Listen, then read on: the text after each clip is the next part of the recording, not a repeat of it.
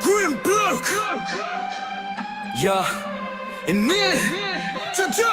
Yeah, bro. Yeah. Welcome back, ballers.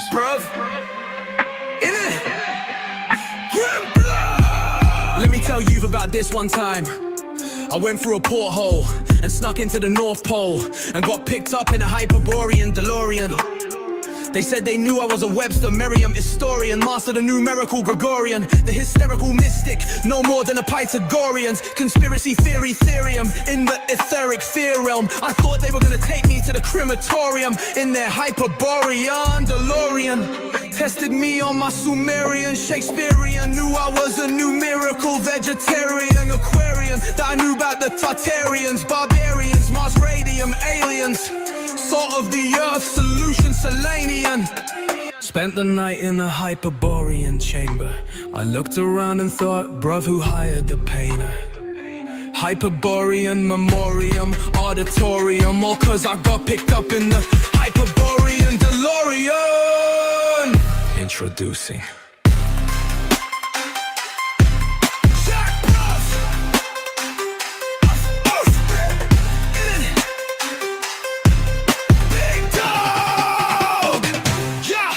all love. Jack Ruff. Yeah. Invisible diamond minerals, crystalline and swimming pools, interdimensional realms of scrapping Catherine, Bahamas, Azores, Atlantis, Mic shores, check. mountains, temples, marble floors. Can you guys hear me okay? Treasure and cities lost. Thumbs up. Bruv, in it. Oh, sphinxes, pyramids and minotaurs, fruit grown in grove luxuriant. In it. Inhabitants intelligent, closest seen to perfection. The whole experience, heaven to them, polar aurora, horizon beyond them. Flats and sky, lake of fire, core and flora, but bright comets, tornadoes, turbulence, not prohibition, more. Not forbidden, thought expansive, places massive. In it, yeah, bruv. In it, oh. Just hanging around. Thank you, Coffee. Yeah. Telling stories in the Hyperborean DeLorean. Grim bloke. Jack bruv. In it. Just hanging out around. Oh, Jack bruv. 88892. If you didn't know, now you're forever exploring it interdimensional. Historian, oratorium. Just hanging around telling stories in the Hyperborean DeLorean.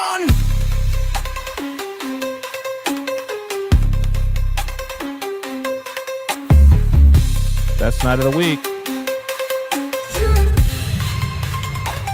Just hanging around. Jack bruv. Grim bloke. 8892. If you didn't know, forever exploring the interdimensional primordial. Historian, moratorium. Just hanging around telling stories in the Hyperborean DeLorean.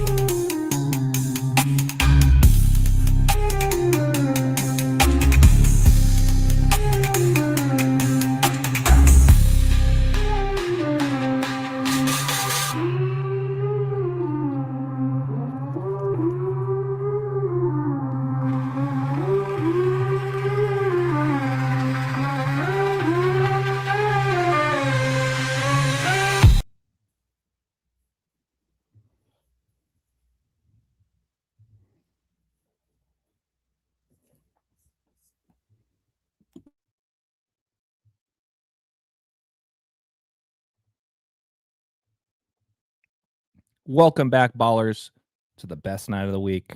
Eye to Eye with AJ, Rambo, and Kodi. Episode 38 now.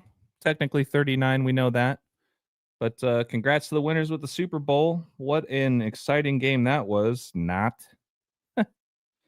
Welcome back, everybody. I was way more looking forward to this particular stream, more so than the Super Bowl. I'm sure most of you guys would agree with me on that one. But welcome back, everybody. It's great to see everybody in the chat. As always, please make sure to add all of your questions and observations in the chat as we all join forces in another wonderful round table. First and foremost, Rambo, Kodi, can you guys hear me okay? I can hear you. I can hear you loud and clear. As well. Awesome. I can hear you too, Kodi. Let's jump right into it. My name is AJ. I go by Ball Don't Lie, 3 L's in Ball. You guys can find all of my work on Instagram and on YouTube. You guys can also email me at wordplaybook. That is my first book that I wrote 6 years ago now. I've written another 10 since then. They are available for purchase on my Patreon page. However, I'm more than happy to send you guys any copies of these via email. If you just send me an email at wordplaybook, 3 O's in book, @gmail.com. I also have my Patreon page for those that are interested in sports leans and notes and things like that before game time. I'll be the first to admit, it was not the best night for my Patreon. I'm going to humbly say that. We hit on a handful of things, but that Super Bowl was ridiculous, and we're gonna dive into some of those things that we talked about just last week for free on the live stream. So, but before we do that, Kodi, if you wouldn't mind, please doing a quick introduction of yourself for anybody who may or may not be familiar with your work. I appreciate you also doing this live stream on your channel as well tonight. Yeah, thank you, AJ, for setting this up, and thank you, Rambo, for being here as always to share your great info. And appreciate you both. And then to everyone in the chat, thank you always for tuning in and watching us and supporting us. We appreciate you all. If you guys want to find me, as AJ mentioned, I'm streaming it tonight on my channel on Decoding with Kodi.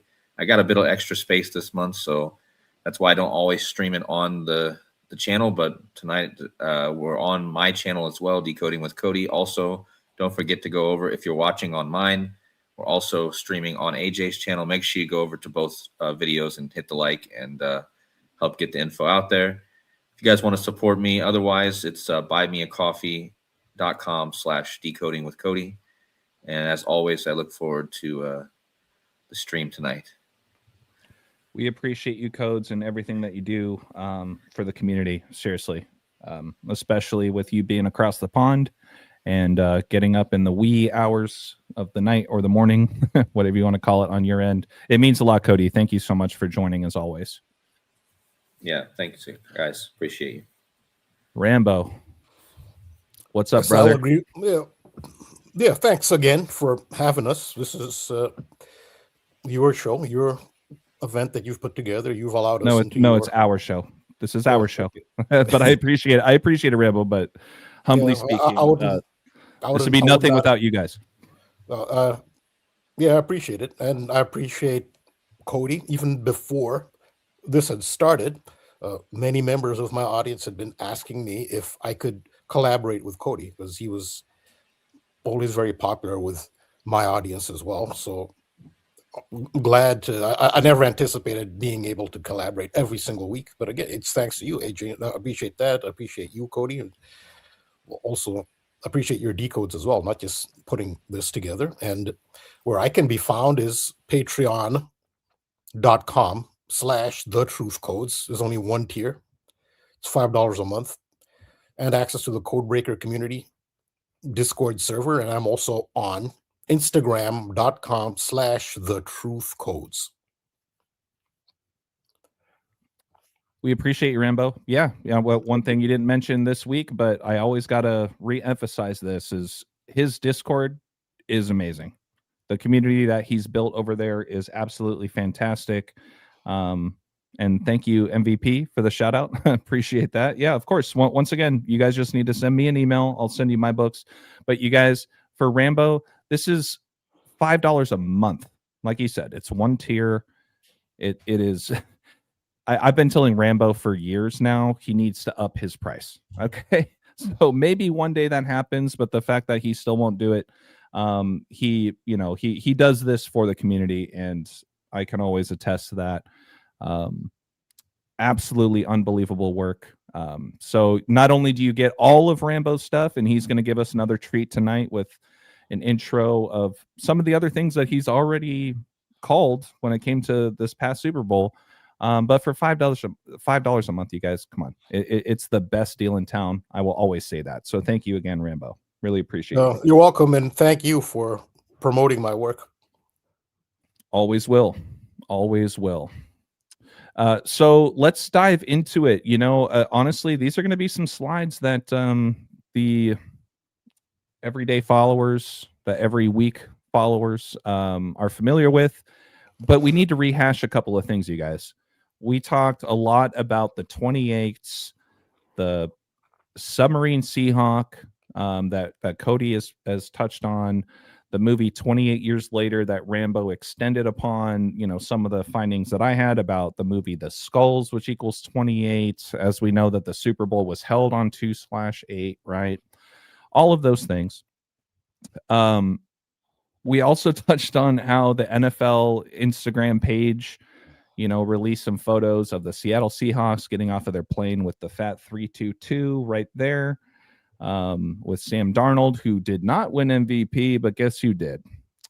Kenneth Walker, right? We talked a lot about Kenneth Walker last week, but I just wanted to rehash once again a couple of images. This is from Rambo's post, his video, extending upon what I pointed out about Jake Paul and Anthony Joshua, that whole fight that happened right before Anthony Joshua was in his own car crash. And there's a lot to it, you guys, but we're going to rehash everything that we talked about right before the Super Bowl. And sure enough, Kenneth Walker did not even score a touchdown, did he? But he won the Super Bowl MVP. Why does that matter? Well, Paul Walker played Caleb Mandrake, and now you got Mandrake, etc. Mandrake he was tossed around like a rag doll, in my opinion. He looked like a 12-year-old playing out there on Sunday. But for another 28, look at this, you guys. Excuse me. Look at this. Kenneth Walker becomes the first running back. Isn't that funny? He's a running back. His name's a Walker, but you got to walk before you can run. But of course, 28 years since a running back has won the Super Bowl MVP. What did we talk about all last week, right? All the 28s, 28 years later, Skull and Bones, 2/8.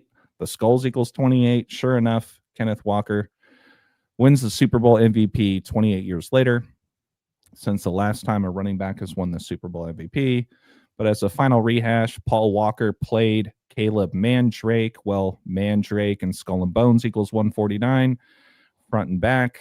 And the Super Bowl was held on 2/8, exactly 149 days after Paul Walker's birthday. Flip it the other way, and it's also 149 days before George Walker Bush's birthday.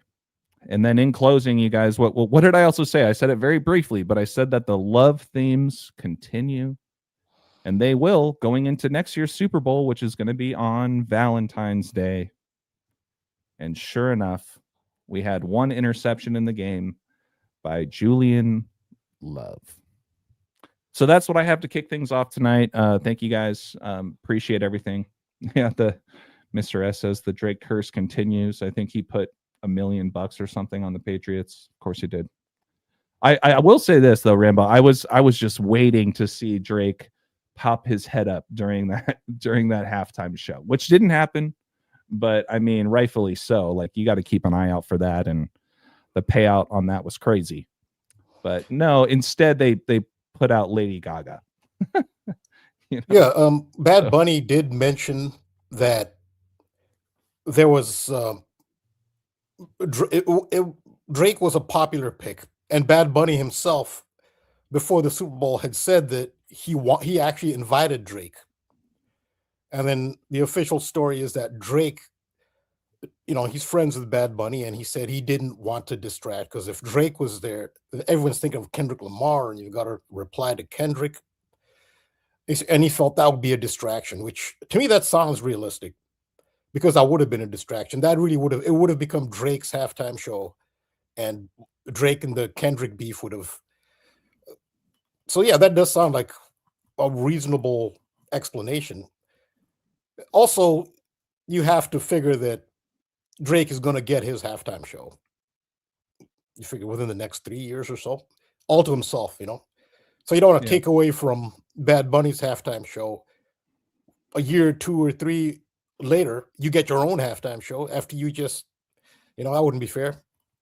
But yeah, they did mention it. Bad Bunny did mention, yes, I invited Drake. And that was what people were expecting. And that didn't happen, but still, that Drake was still there in the Super Bowl in the form of the quarterback. But before the season started, I did think Drake would be the halftime performer. And that's because of, and that's, I talk about that in my latest decode. I had talked about has to do with history. Sir Francis Drake of Britain, he was literally a slave trader and a pirate, but he also, because of his skill at fighting and sailing, he was employed in the British Navy, and he he helped defeat the Spanish Armada, and he sailed all over the world. He even sailed to the Bay Area, what is now the San Francisco Bay Area, and have Drake's Bay named after Sir Francis Drake. So that, on top of that, I said Drake has to be there. I never thought, with the New England Patriots having won 4 games the previous year, and Drake May is essentially a rookie. Granted, it's not his rookie year, but he didn't play his rookie year. This is his first year really playing as a starting quarterback. So he's sort of like a rookie. Who would think that he'd be in the Super Bowl? But the Drake was there, and we saw the Drake. But I did make a prediction. If you can share the screen. Yeah, no, yeah. The last thing I was going to say is Drake May was clearly playing like a rookie out there. Like it was bad. And like I said, next year's Super Bowl is on Valentine's Day, so who knows? Maybe next year is Drake's time, certified lover boy, to come back on stage and all that kind of stuff. So something to think about. But yeah, Rambo, you got a big treat for us tonight, and a rehash of things that you've already put out in your community that hit on Sunday. I did a decode, I got 2 weeks ago, and was on the theme of MVP was on top of it. MVP, thanks. So MVP took note because one of my patrons actually did ask me. I was actually asking MVP, and I appreciate MVP. He's very active in the comments. He talks to the other commenters, and they asked MVP if they could give him a pick for who might score a touchdown, and I appreciate it. And I said who I thought might score a touchdown, and to put things in perspective, the person who I thought would score a touchdown has only scored 6 touchdowns all season, and in this game, only 2 offensive players scored touchdowns, and he's a running back. He's a. Oh yeah, someone's talking about the 42. I figured okay, that's another thing. Thanks. So I appreciate it. So YouTuber 6669. Okay, this is in my video, but I did this in the comments section. Somebody asked what the score would be, and my answer was there'll either be a 17 or a 42, or both. And the reason is it had to do with sacred feminine. There's been a lot of sacred feminine symbolism, and 17 is the gematria value of dove, of womb, fetus. 17. The magazine for young females in the United States, now everything's online, obviously, is named 17, which is unusual because what age do you celebrate for teenage girls? It's 16. You have your sweet 16. In the I don't know if it's all over the Spanish speaking world, or it's just in some of them, but quinceañera, they celebrate 15. So there's different cultures have the celebrations of teenage girls as they start to get older.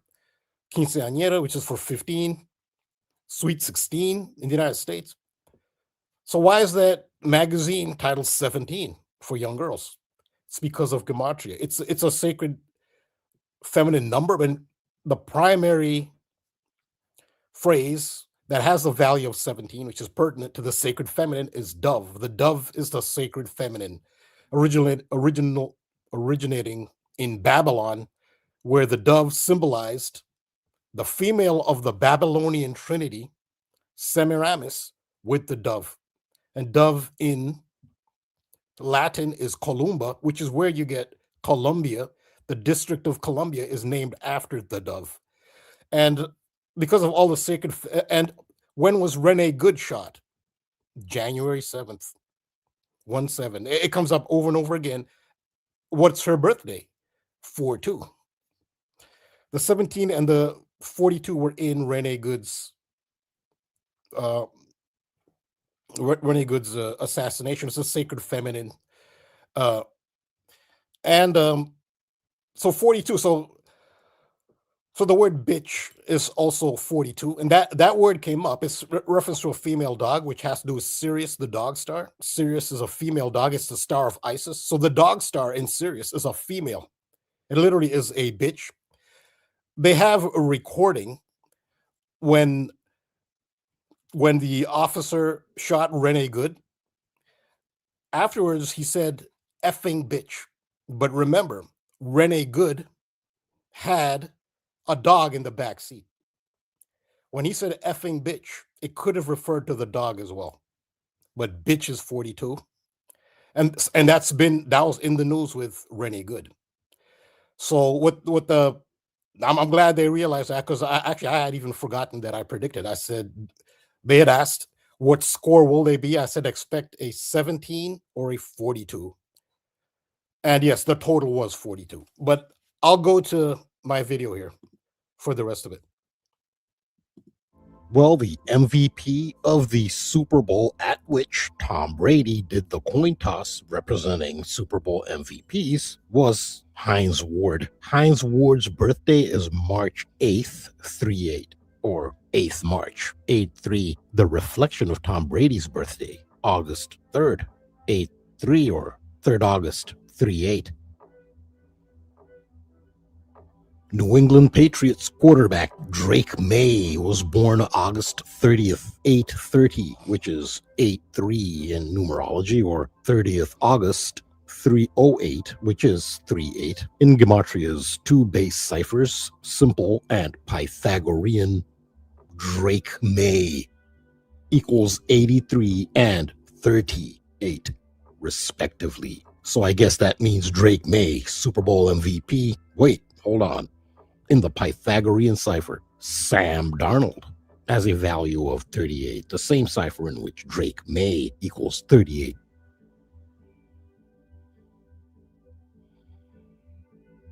From Sam Darnold's June 5th birthday to Super Bowl LX is 8 months, 3 days, for another 8/3.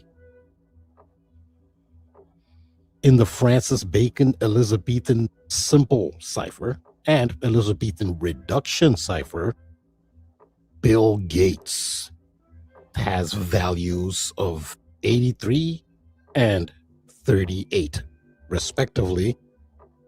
Maybe number 38 will score at least one touchdown. That would be Ramondre Stevenson, running back of the New England Patriots, who shares the running back duties. So he's not a feature back. 3/8, 8/3. Another coordinator, Kubiak, takes this Raiders job as his recruit. May stepping up, throwing it out. Stevenson takes it off his shoe tops and scores a touchdown.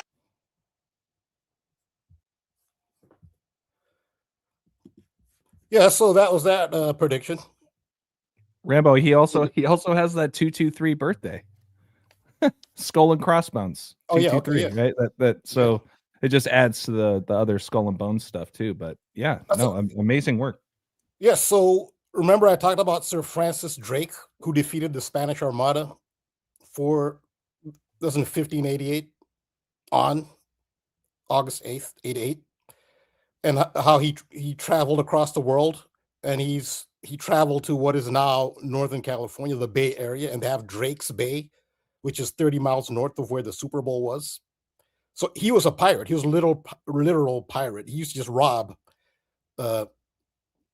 the Spanish were a big target for him, but he used to plunder also all sorts of entities. So he was an actual pirate. He was a thug. He was a thief, Sir Francis Drake. But he was so skilled. Sometimes you're fighting a war. You need someone who's skilled at fighting and doing that sort of thing. So that's why he was employed by Queen Elizabeth I. He wasn't the commander. He was a vice admiral. So he wasn't an admiral. But because of his skill, his fighting skill and his sailing skill, he was employed by the British Navy. But he was a pirate. So Drake is actually related to the pirate. And I can bring up my video that this is an intro to the video which will be released tomorrow morning. It's already finished, but there'll be this is the intro to my upcoming video on Patreon.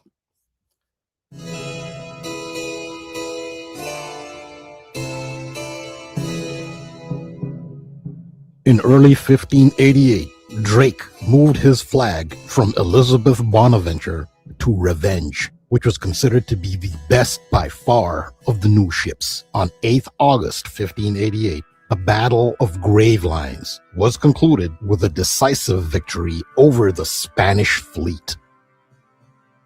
The Revenge would eventually be captured by the Spanish in 1591 and sunk shortly afterwards. The Revenge, a comparatively small vessel, weighed 471 tons.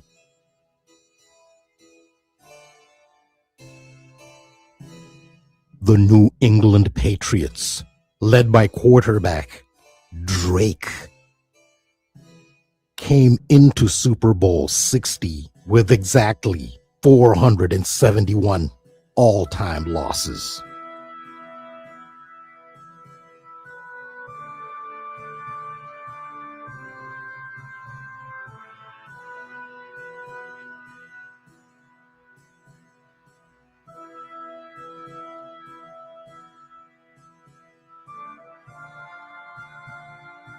That was against the Seattle Seahawks,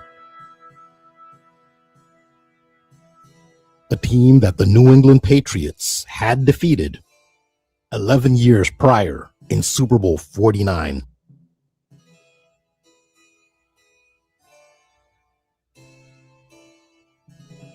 The Seattle Seahawks would exact revenge.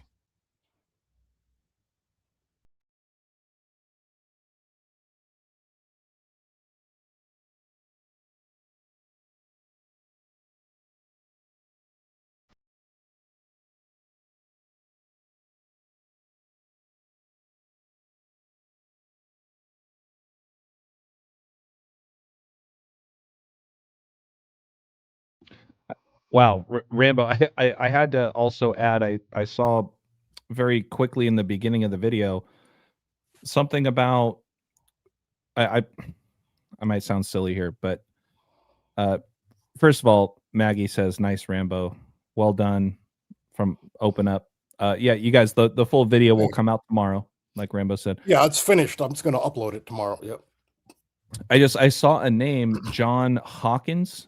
Yes, he was the admiral. Yeah, he was one of the. So just kind of adds to the Seahawks. Oh, Hawk. Okay, yeah, okay, that's a good right. one. Like John Hawkins. Yeah, that's all I wanted to. No, that's a good one. I didn't think about that. Okay, good one. Yeah. Yeah, but yeah, no, great work as always, Rambo. Seriously. Yeah. So yeah, Drake's Bay, named after Sir Francis Drake, is 30 miles north of the site of the Super Bowl. And wasn't there a player in the Super Bowl named Hawkins as well? Not that I knew of, but then again, yeah, there was. Roster. Oh, there was. Okay. There was a. I'm pretty sure there was somebody else had written that to me. I think he was on the. I don't know. I have to look because I don't remember which team he was on. I think it was on the Patriots, but I think that just makes it even more obvious. Oh my God, his name is Jonathan Hankins. Hankins. I mean, that's what I'm seeing right now. Oh no, Veteran it's defensive tackle. It's Jalen Hawkins. He's a Panamanian. He's from Panama even too. Huh. Number 21. Let me get your screen up here, Cody. Yeah. Yeah, so to go with the Drake thing, and just remember, a lot of people watching my channel remember I covered the whole another part of the angle of the Francis Drake thing myself. One of my videos was about that. I had mentioned, with the gold theme, Drake was kind of the Francis Drake thing was kind of a connection with, the gold, because he was always plundering for the gold and the gold rush connection. And he had actually named when he found that area north of. Let me see if I can find my slide. Actually, I know I got a slide on this. He was actually. Let me see if I can find the slide.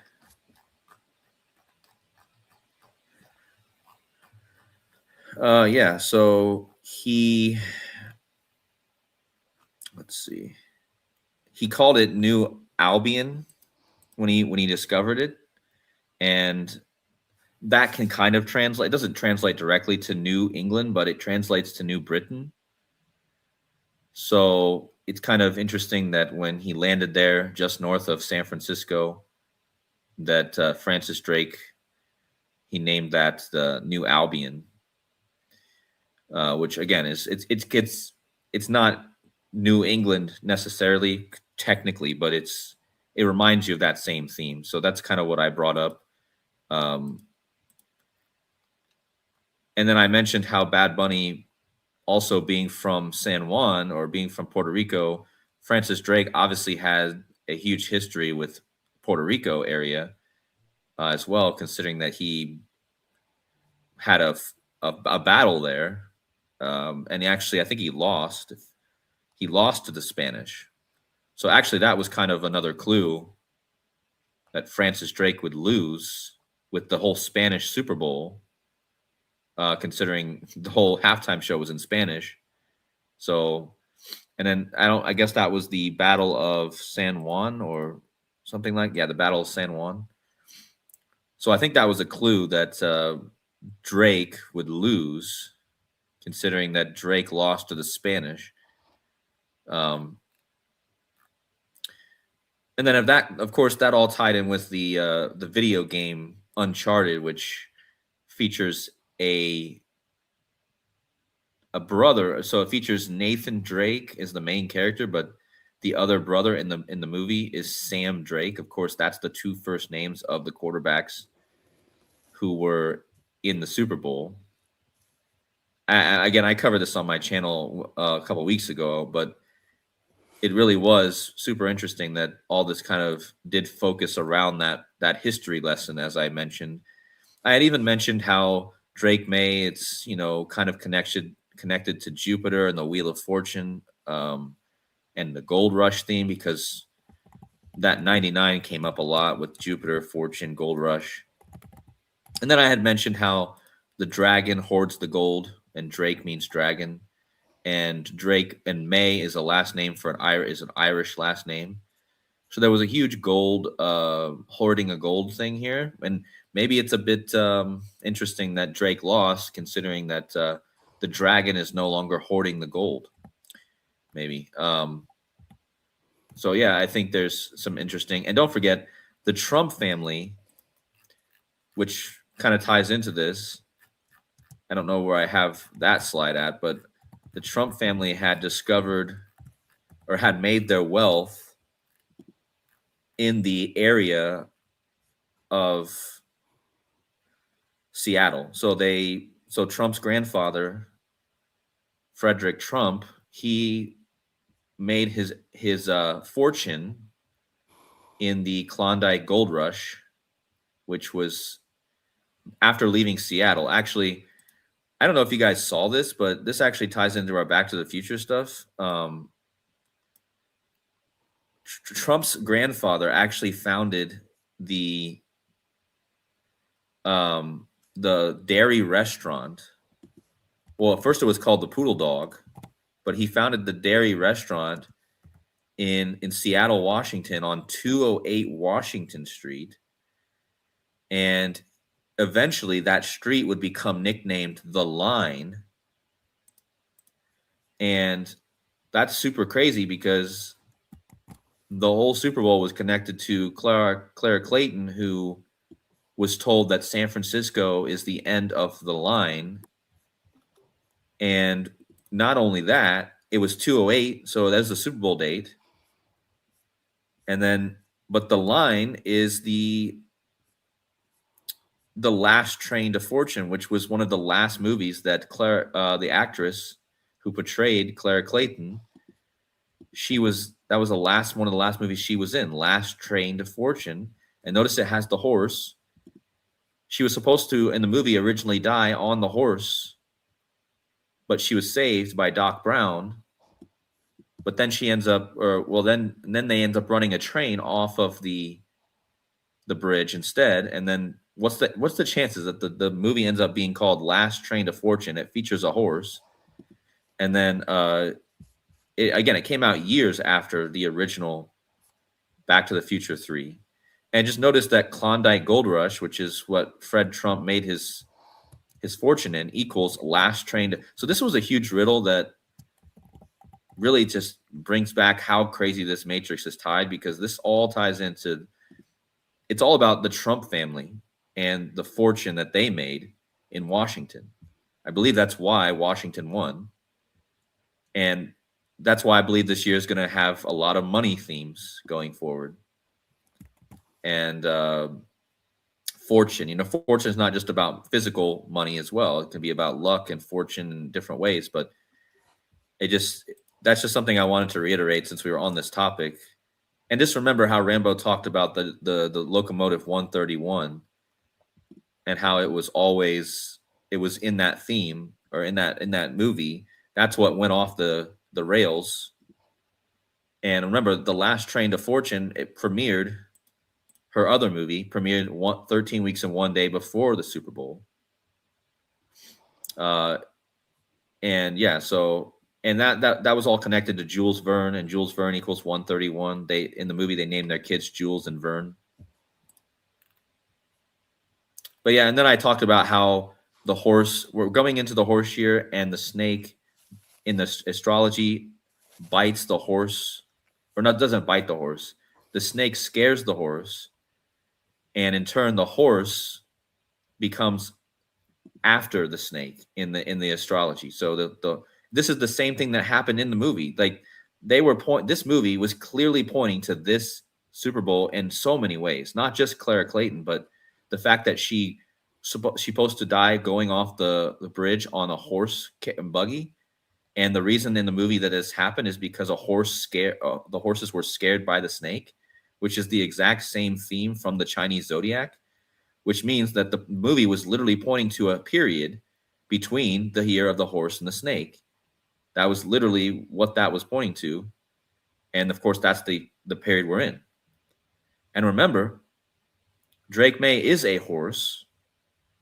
So he went off the rails, like originally Clara Clayton was supposed to go off the bridge with the horses. And so, yeah, I think this is like a part I really wanted to make sure I shared on this one, because how many times did we talk about Back to the Future, Clara Clayton? How much did Rambo talk about the locomotive 131? How many times have I talked about the horse? And the more I've realized looking into this is that this horse years pretty much scripted this whole Super Bowl, because again, as I mentioned, the last teams that played in the horse years was the 4 teams that were left in this final. So the horse years, and I think this is probably going to be every year with the Super Bowl, the Chinese zodiac years are going to be super connected with the events that are going on. And this case is no different, which is also why the Three Doors Down singer died 1 day before the Super Bowl, because I found out yesterday that the Three Doors Down singer, which I grew up listening to, so that was a big death for me. That really got me. That was all connected to Superman, which I'm not going to get into now, but he actually was born in the year of the horse in 1978, and he died on the anniversary of the day the horse year started, the year he was born. Wow. February 7th, 1978 was the start of the year of the horse. So he would die on February 7th, 2026 on the anniversary of that, which Hey, means he died 233 days before his birthday, and which means the horse year was let me pull this up because this is crazy. So the horse year was 233 days before he was born in 1978, and he died 233 days before his birthday, which again, because he died on the same day the horse year started. So look at the gematria of horse, and look at his name, 233, in one of the cap ciphers, and not only that, if you type in his band name, or not, sorry, the song that they're known for, Kryptonite.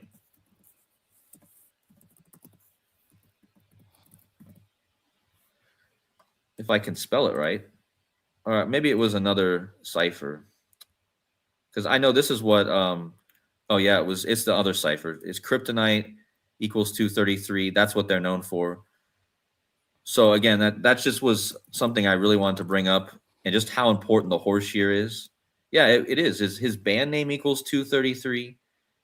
His song he's known for, his name equals 233, and horse. So again, guys, this year the horse, the more the more I look into it, the more crazy it seems to be. You know, Drake May losing and being a horse also. And remember, the Patriots won the Super Bowl 10 days before the year the horse started, back in the year 2002. And that was the year Drake May was born. So, yeah, go ahead, guys. Yeah, no, all I was going to say to add on to the horse things is I'm sure you saw what Brad Arnold's middle name is, right? Yes. Yep. That Kirk, his middle name is Kirk. It's Kirk, like Charlie Horse, a Charlie horse, right? We talked about this many months ago, the whole Charlie horse thing, you know. Well, so with everything you were just touching on with Brad Arnold connected to the horse, his middle name is Kirk. You know, he dies the day before the Super Bowl, and all the other horse connections. So I just want to say Charlie Horse, there's an alignment there. And I also just wanted to shout out BPM, brought up a great point with what you opened your presentation on about Jalen Hawkins. Well, you know, it was unfortunate to see my Arizona Wildcats no longer be undefeated. But the day after the Super Bowl, you had the Jayhawks knock off Arizona right after the Super Bowl. So I just wanted to throw that in there. I mean, BPM's a brilliant guy. He's one of the best commenters on my Patreon. I appreciate him. Yeah, appreciate you, BP. And you know, that's crazy he mentioned that, because I had tied this into the CEO of Ripple, Brad Kent Garlinghouse. So you guys might think I'm crazy, but the CEO of Ripple is so tied to this. I mean, just look up the picture with Brad Garlinghouse standing in front of a ship with Donald Trump. I mean, Brad Garlinghouse is clearly an important figure, and his middle name is Kent. So Brad Garlinghouse's birthday was one day before the Kryptonite singer died. Well, not only is Brad Garlinghouse's birthday, or right day before that, and his middle name is Kent, Brad Garlinghouse was born in Kansas. Where does Superman go? Kansas. And he just took a picture with with Paul Pierce wearing a Kansas Jayhawks. I'll have to pull it up in a little bit so you guys can see. I'll bring it up later. But there's a picture. He just took a picture. One of his last expos was him with Paul Pierce, who played for the Kansas Jayhawks. And they were both wearing Kansas Jayhawks hoodies. And then, of course, you got the Seahawks. And then Paul Pierce was from Boston. He played in Boston, which is the New England connection. But anyway, on the front of the Kryptonite cover is a ripple. So the album cover on the Wikipedia page for the Kryptonite album, the Three Doors Down, it looks like a ripple. So this whole thing was connected to Brad Garlinghouse, who has the Superman connection. And Brad Garlinghouse is a crypto knight. He's currently fighting for crypto regulation in the government. He's like leading the charge, fighting for getting crypto regulation to get the markets regulated. And he's often depicted as a knight or a Knights Templar in the riddles for Ripple XRP. So he is literally a knight. And Knights Templar equals 173. Brad Arnold died at exactly 17300 days old, which is the gematria of Superman curse. Yes, look it up. There's a Superman curse, which equals 173, which is how old Brad Arnold died at. And Christopher Reeve was cursed as Superman by a horse. He fell off a horse. So this is all crazy, folks, like the Superman theme with the horse. And if you look at Brad Arnold's Instagram page, his wife was a horse rider, and he has horses all over. He also has dogs all over his Instagram. But anyways, I'm going to stop there for now. But I'm just saying, like, this whole thing with Kryptonite and the horse and the Superman theme, I'm probably going to have to do a standalone video on that in general, because me and Derek found all this yesterday, and this is the first time I've shared it. But it's really crazy that Christopher Reeve actually, and another thing, to go with the Kirk stuff, one of the first guys listed on the Superman curse page on Wikipedia, if you look it up, is Kirk Allen. There's a Superman guy who played Kirk, a guy named Kirk Allen played Superman, and he's listed on the curse. If you just look at all the people who are listed, he's one of the people on there. And of course, Brad Arnold's middle name was Kirk. I also thought it was interesting that, Brad Arnold dies right before Sam Darnold wins the Super Bowl, so you kind of got that Arnold alignment there too. But right, yeah, exactly. That was a big clue why I kind of changed my mind a bit at last moment. I was more on the Patriots, but and I'm not going to say I didn't do a video where I said I was changing my mind, but the day it happened, I didn't do a video, but somebody had brought that to my attention, and I was like, man, I think we better watch Sam Darnold now with this guy dying. So. Yeah, but I love that horse connection with Brad Arnold, whose middle name is Kirk, kind of like Charlie Horse. Right. Yeah, that's a whole other theme. That's a great addition, because now that's another theme I can really go after there, because that's definitely has to be part of it, a Charlie horse. Yep. Yeah, so I've done some related work. There's so much to do, and I guess the format that I do it in, the videos are so painstaking and they take so long. I'm kind of backlogged, but there's one very important theme, which is the fall.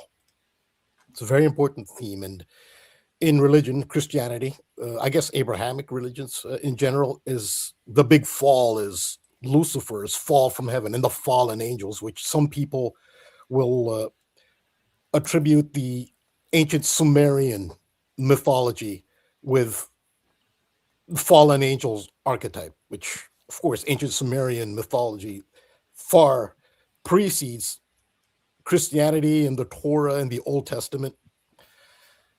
And of course, people scholars will disagree, but some will say that the Anunnaki Sumerian pantheon are the fallen angels. But of course, the fallen angels have different names in Christianity, but some will conflate the two. But I've talked about the fall often. And Kodi just brought up Christopher Reeve. So Christopher Reeve is part of this very important and prevalent archetype of the fall, where Christopher Reeve falls off the horse. And he's so he'll be forever associated with Superman, even though obviously he's not, but it's a fall from a high status. Superman is supposed to be invincible, with the exception of kryptonite.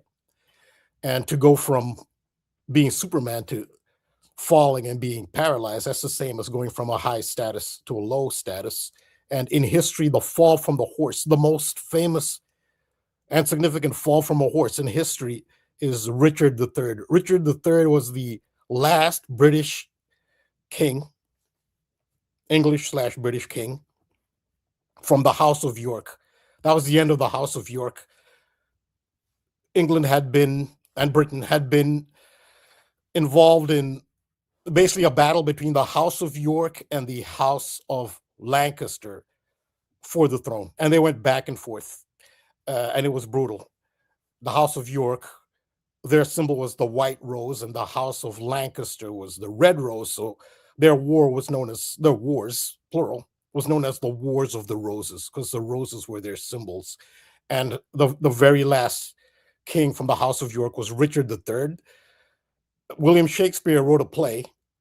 He wrote a history titled Richard III. That's where you get that famous line from Richard III, a horse, my kingdom for a horse. So that's in reference to Richard III, because back in the day, kings used to actually go to battle, and they had to learn to actually fight like warriors. You know, they didn't just give orders. And Richard III had a horse named Wall, an odd name for a horse, but he had a white horse named Wall, and he was fighting the forces of Henry VII, and Richard fell off of his horse in battle, and that's where you have the line that Shakespeare gave: a horse, my kingdom for a horse. But a horse was Wall, so that's actually where you get Humpty Dumpty from. Humpty Dumpty falling off the wall. Now, in that poem, nowhere does it suggest that Humpty Dumpty is an egg, but it's a reference to Richard III, because Richard III had scoliosis, so he's slightly hunchbacked, and so his nickname was Humpty Dumpty. So when Humpty Dumpty fell off the wall, that was Richard III falling off his horse named Wall. And the metaphor there, which ties into the fall and the fallen angels and Lucifer, who's said to be the fallen angel. There's several, but Lucifer is the fallen angel. Lucifer is also a name for the sun. Lucifer in Latin means light bearer, light carrier. Now, some people will say that that refers to Venus, but it also refers to the sun.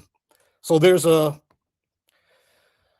saying, Lucifer, son of the morning, is incomplete. It's Lucifer, son, S-O-N, of the morning star. The morning star is Venus. It's not Lucifer, son of the morning. It's Lucifer, son of the morning star. The morning star is Venus. Who is Venus's son? S-O-N. It's the sun at dawn, the newborn sun at dawn. And so 666 and the sun, where do those come together? In the magic squares. So there are magic squares, which are all, these are all triangular numbers. It's 1 through a certain number. And every planet up until Saturn, after Saturn, they don't have these. And the sun and the moon, not Earth, have a magic square. And the magic square of the sun, it has 36 squares. So the 36th triangular number is 666. And every line, every vertical line, every horizontal line, and every diagonal line in the magic square of the sun adds up to 111. But they all, so all the squares totally, because there are 36 squares in the magic square of the sun, they add up to 666. So 666, and these magic squares are used in actual magic. The reason they're called magic squares is because they're used in magic. 666 is the magic square of the sun. And the sun can be Lucifer, because Lucifer means light bringer. Who is the light bringer? The sun is the light bringer. It's also a moniker for Venus, is more female. So Lucy is the female, Luke is the male. You just talk about Luke in the skulls. So the reason Humpty Dumpty is an egg, it's a little occulted. It's a reference to the egg yolk, which is the yellow egg yolk, which is symbolic of the sun.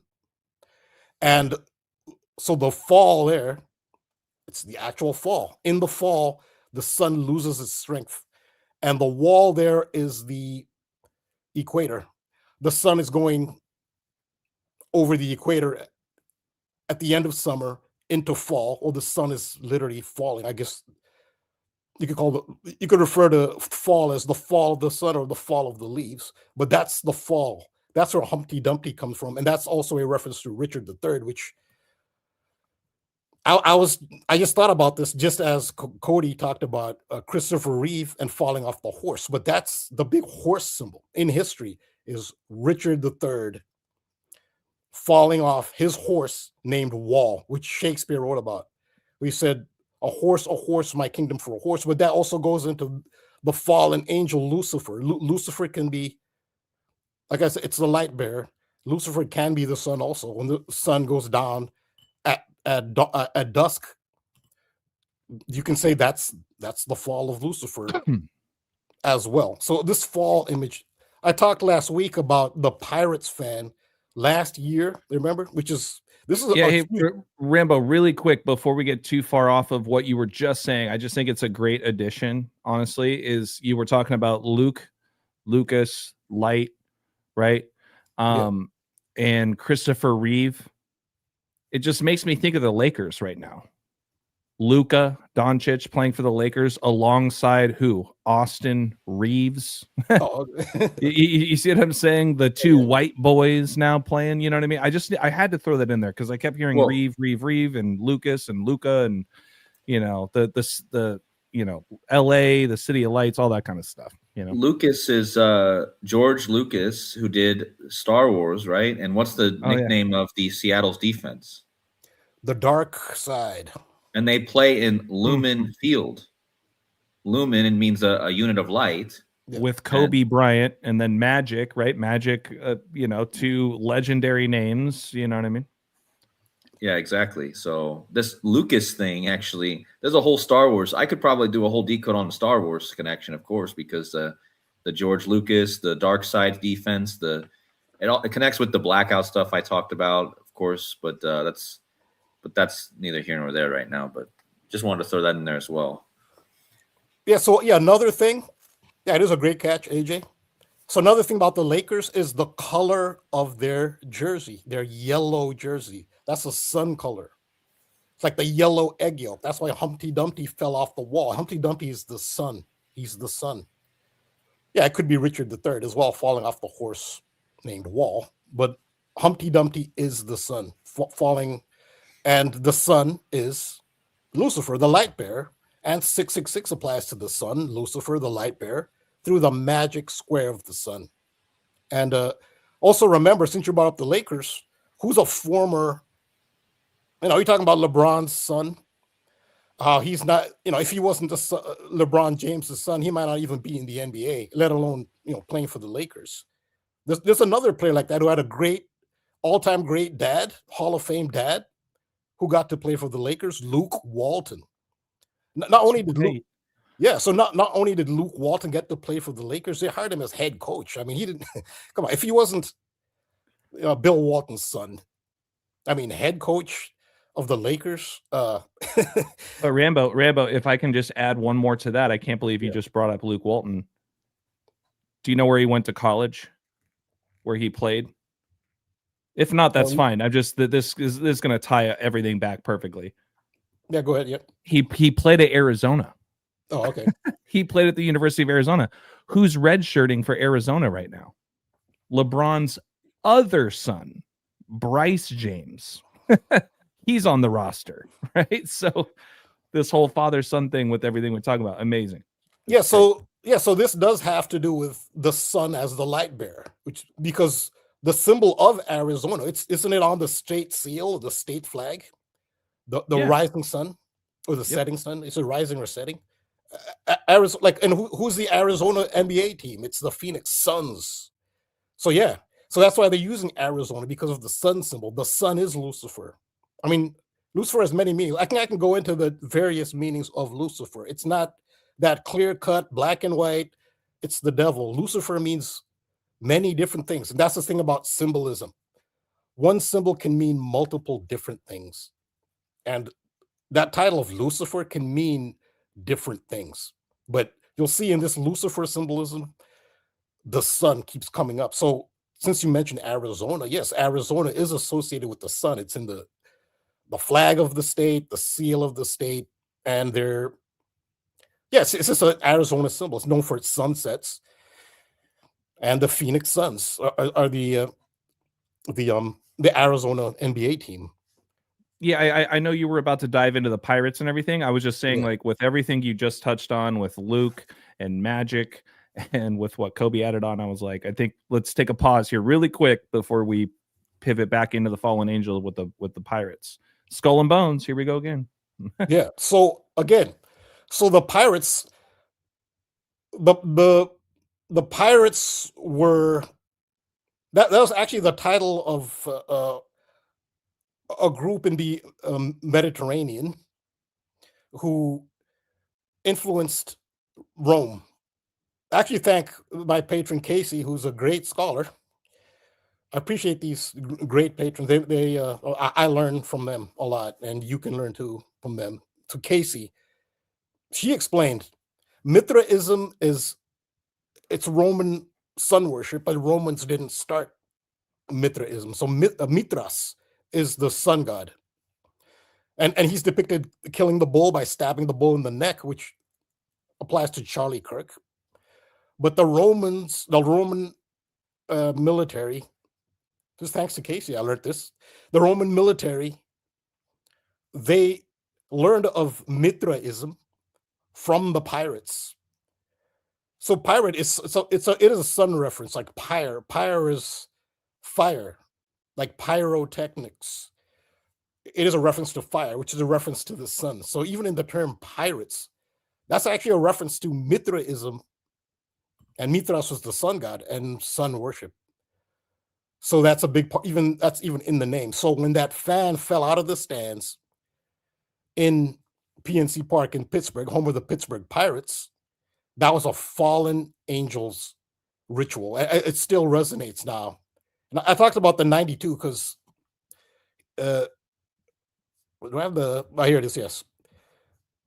He actually survived the fall perfectly. I wouldn't say perfectly. He seemed, you can't tell what someone's going through. He's well enough to show up at 5 months later, same season. He showed back up at PNC Park to throw out the ceremonial first pitch. His name was Kavan Markwood, and his name sums to 149, which we looked at last week. And he threw out the first pitch ceremonially on September 20th, that's 9/20/2025. That was a Pirates home game. He fell out of the stands that same season on April 30th, which is the foundation day of the Church of Satan, which had to go. It's another Lucifer interpretation. So the day he threw out the first pitch after recovering from the fall was the anniversary of the very first game of the Pittsburgh Steelers football team, who were originally called the Pittsburgh Pirates. The Pittsburgh Steelers started out as the Pittsburgh Pirates. Then so Pittsburgh had two Pirates teams playing in the same stadium, Forbes Field. So we had two Pittsburgh Pirates football, Pittsburgh Pirates baseball had the same team before the Steelers changed their name. And they had the same home stadium, which is Forbes Field. Another thing about Forbes Field, which is very significant, that confirms this was a fallen angels ritual, is because the movie Angels in the Outfield, the original Angels in the Outfield, was filmed at Forbes Field.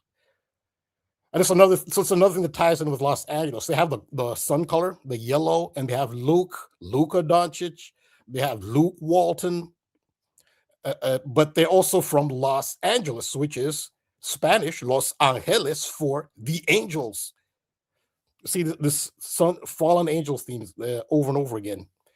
But this was the 92nd anniversary of the first game for the Pittsburgh Steelers, at the time known as the Pittsburgh Pirates. And it was 92 years later. It's the 92nd anniversary.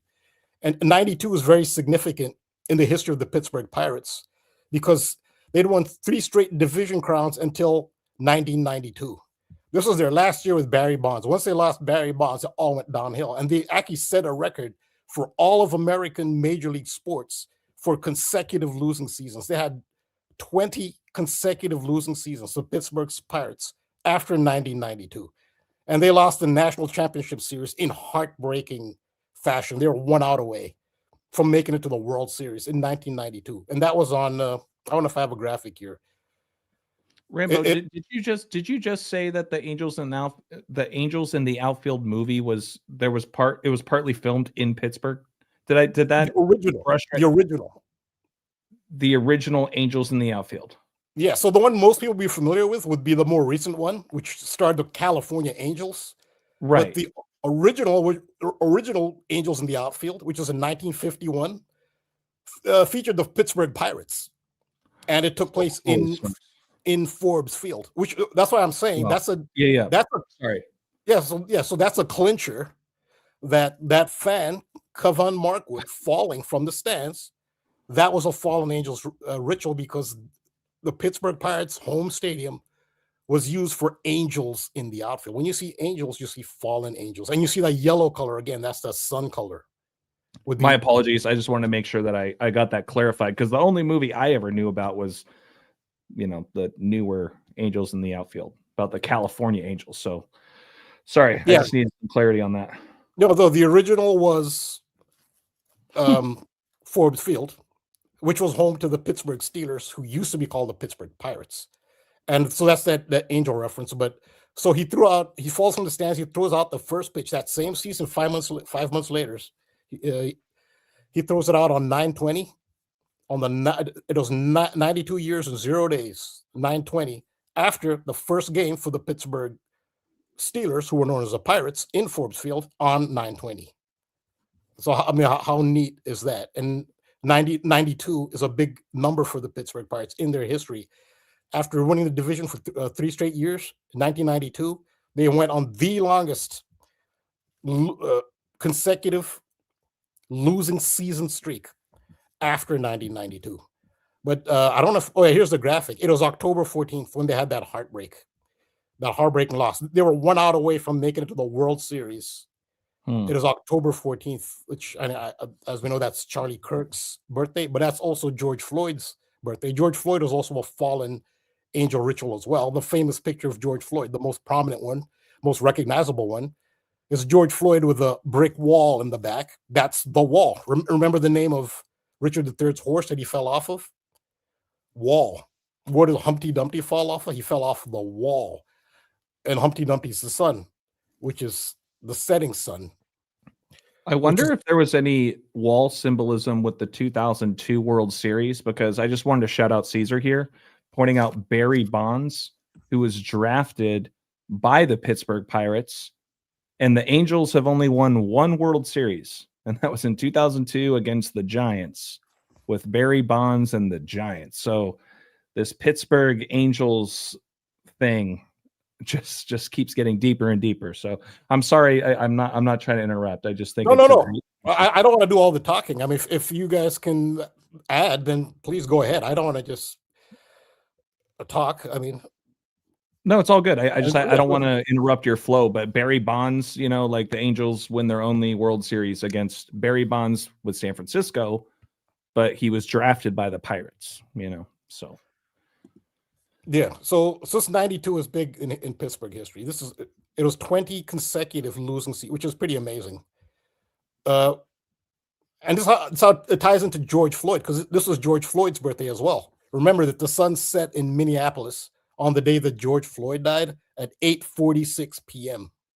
That's why they said that the time it took for him to die was 8:46, and 8:46 became like a slogan for the, I guess, anti-police brutality movement, 8:46. But they even acknowledged, even when they used 8:46 as the official time it took for George Floyd to be killed, they acknowledged that anybody who looks at the footage knows that it didn't take 8:40. In fact, it's very hard to where do you start when you measure how long it took? Where do you start? And when do you know exactly when he expired? So it's really not a number you can really come up with to the second. You can't. So they chose that number because the sun set in Minneapolis, Minnesota at 8:46 on May 25th, 2020. And it was a sunset ritual. And he was born in the fall. He was a Libra. October 14th. Libra is the scales. That's the equinox. That's when the sun goes over the wall. Libra is the wall. That's why they have that brick wall pattern behind him. And what's a famous album? One of the most famous rock/pop albums of all time? Pink Floyd, George Floyd, Pink Floyd, The Wall. Pink Floyd, The Wall, Floyd in the Wall. That ties into. And who's the co-founder, most famous member of Pink Floyd is Roger Waters. And where did George Floyd get killed? At Cup Waters. So yeah, that's all. It's all ritual, but it's the fall. He represented George Floyd represented the fall. He had the fall birthday and the sunset. The sunset on Minneapolis on at that time. So yeah, this is just the Pirates. So October 14th has haunted the Pittsburgh Pirates. For diehard Pittsburgh Pirates fans, October 14th, 1992 has really haunted them. But going into the fallen angel theme. So we talked about 6-7. It was you, thanks to you, AJ. I didn't know about the South Park episode, and you did the gematria calculation on satanic. I guess a simple cipher where satanic sums to 67. Yep. Yeah, and so this is what the six. Kodi came up with a Ubuntu reset is 67. That's huge too. So it's not only one thing. Water. I talk about Roger Waters and Cup Foods. Water is 67, but the whole satanic thing, which is being confirmed by those in power, which is South Park, stressing the satanic theme, and satanic sums to 67. Which again, shout out to you. This is what that 67 is about. Paradise Lost, which is a very important text to the elite. The elite are not one monolithic entity, but a good portion of the elite. Paradise Lost to them. Like, so if you want to analyze the events in the world today, you have to look at Paradise Lost. That is a seminal work for the elite, is Paradise Lost. And this is what the 6-7 is. And why it's associated with Satan and the fall is because Paradise Lost was published in 1667. And which is about Paradise Lost is who lost. It's about Satan lost paradise. Well, he was in heaven, Lucifer, and then he fell. But then he interacts with Adam and Eve, and they were on earth, but in paradise. And then they lost paradise after interacting with Lucifer, is, I guess, the gist of it. That's why it's called Paradise Lost, but it's about the fallen angel. It's about Lucifer. And that's why 6-7 is so big. You have to understand the importance of Paradise Lost to the elite. I think this is, like I said, symbols mean many things. Even the term Lucifer means many things. 6-7, while it might mean multiple things, this is the key. The publication year of Paradise Lost, 1667, and it's about the fall. Lucifer falling from heaven. If you have anything to add, or I can. I was just going to say it reminds me of the whole breakdown you and I did about Dogma. Ben Affleck and Matt Damon, playing fallen angels that are, the whole movie is about them trying to trick God to go back to heaven, so kind of falls right in line with that. And they just so happen to come out with a new movie called The Rip. I haven't even looked into that yet, but yeah, great stuff so far, Rambo. Yep. Seriously. Yeah, so this is about so I wanted to do a full, I've probably got a whole 2 hours, I guess, worth of material on the fall, and it keeps adding to it. Even just what Kodi mentioned today, I forgot, Christopher Reeve falling off the horse. The fall is huge. So the name Lucifer is debated. Oh, sorry, Rambo. One other thing, and shout out to Myron. He got game. Remember the whole thing we were talking about? We're moving from duck season to wabbit season. Yeah. Drake the male duck, Bad Bunny, Donnie Darko, all that. Well, J. Cole, once again, shout out Myron. J. Cole was also part of this whole beef with Kendrick Lamar and Drake and all that stuff, but he removed himself from it, and he has a song called Hunting Wabbits, and he just released an album called what? The Fall Off. Oh wow. Okay. Yeah, so make sure to All right. it's literally called The Fall Off. Let me see if I can find the release date here really quick. Release dates. Yeah, 4 days ago, February 6th, on 2/6 in the year 26, The Fall Off, J. Cole. So Yeah, so he released that on Brad Garlinghouse's birthday, which was that's also Queen Elizabeth. That's also my birthday, or not my channel's birthday, but happy birthday. yeah, what's funny about that? I don't talk about this often, but my first big topic I always talked about in 2022. I started my channel in 2022, and I opened my channel on February 6th, and I didn't even mean to do it. There was not planned, and that's the day Queen Elizabeth became queen. And one of my first big things was trying to say I kind of knew Queen Elizabeth was going to die. Well, because other people Zach Hubbard was talking about she was probably going to pass away in 2022. So I was kind of on that riddle. And that was kind of like my first major riddle on my channel. And she died that year. But the big thing is I started my channel without knowing on the day she became queen. And if you look up the gematria of my channel and you look up the gematria of Queen Elizabeth II, it's a super match in all ciphers. Like literally all ciphers. What are the odds of that? Wow, Like dude. I didn't even mean to do that, but I named my channel Decoding with Kodi. That's just what came to me, and then it just happens to match Queen Elizabeth II in all ciphers. So I have a big connection with Queen Elizabeth just in general, and she was super connected to this as well because, and in fact, I'm going to have to be talking about her over the next couple days because her husband, lover of horses, Mr. Philip, his death to the horse year beginning, 1776 days. That's super big because Philip means lover of horses. And Could you repeat that? Sorry, could you repeat that again? That sounds like a huge one. From Prince Philip's death, lover of horses, dude, to the horse year is 1776 days. Wow. And I believe she has I don't remember the measurement from her death, but there's also a big connection there.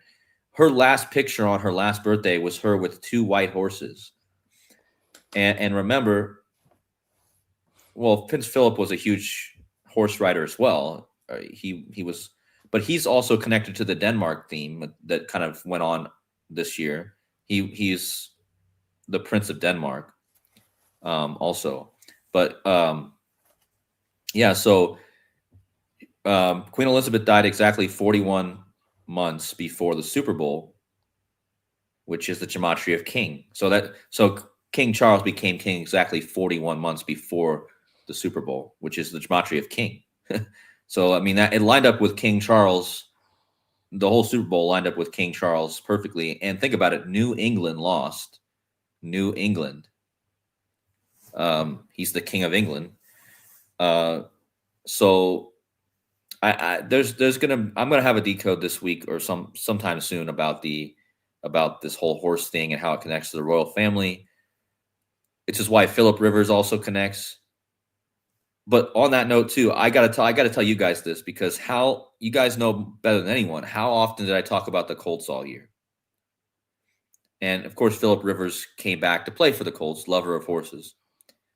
Well, You know, you will not believe it. Kodi, before I forget, here's another thing that's really weird, just with the basketball mindset that I have. Nikola Jokic, there's a whole running joke about how Nikola Jokic was more excited when his horse won some sort of race than him winning the NBA Finals. And where does he play? Denver, home of the Broncos, the horse, right? So I had to throw that in there. I'm sorry to cut you off. No, that just proves that the horse theme is still. I mean, the horse theme is huge right now. I mean, it's And it's huge in general because the first Super Bowl was in the year of the horse, the fire horse. So we're like coming full circle 60 years later. And then all the horse themes, like, and again, don't forget what Rambo just said, Richard falling off the horse. Forget what Sam Darnold's middle name is, Richard. Forget what his grandfather's name was, Richard Dick Hammer. And think about horses. I can't get over that one. Think about horses, though. They're known for, wasn't there this thing about drinking horse semen or at one point? Remember that viral thing? People were supposedly drinking horse semen, which was crazy.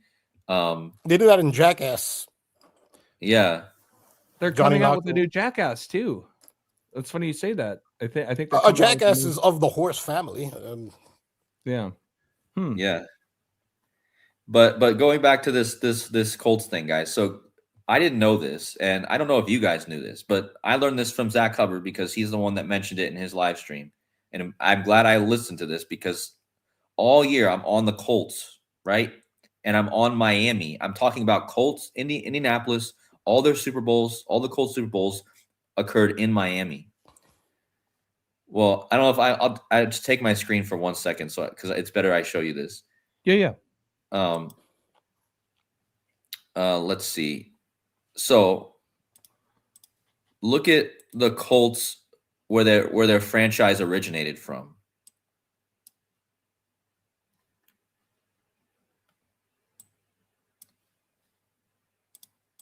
They literally came They're from Miami? the original franchise that went to Baltimore came from the Miami Seahawks. Are you kidding me? Like, this connects to everything I talked about all year. Wow. I was talking about why the Colts, they won their first game this year 33-0 in Miami. They've been to all their Super Bowls in Miami. And did you see the whole thing with Fernando? Oh, here we go again with my camera with Fernando Mendoza, right? Who led Indiana to an undefeated championship run. That photo of him in the Miami uniform, wearing the 119. He won the championship. Oh no, I didn't see that. Did you see him? Did you see him on the Pat McAfee show? No, I didn't see it. Where he would, dude.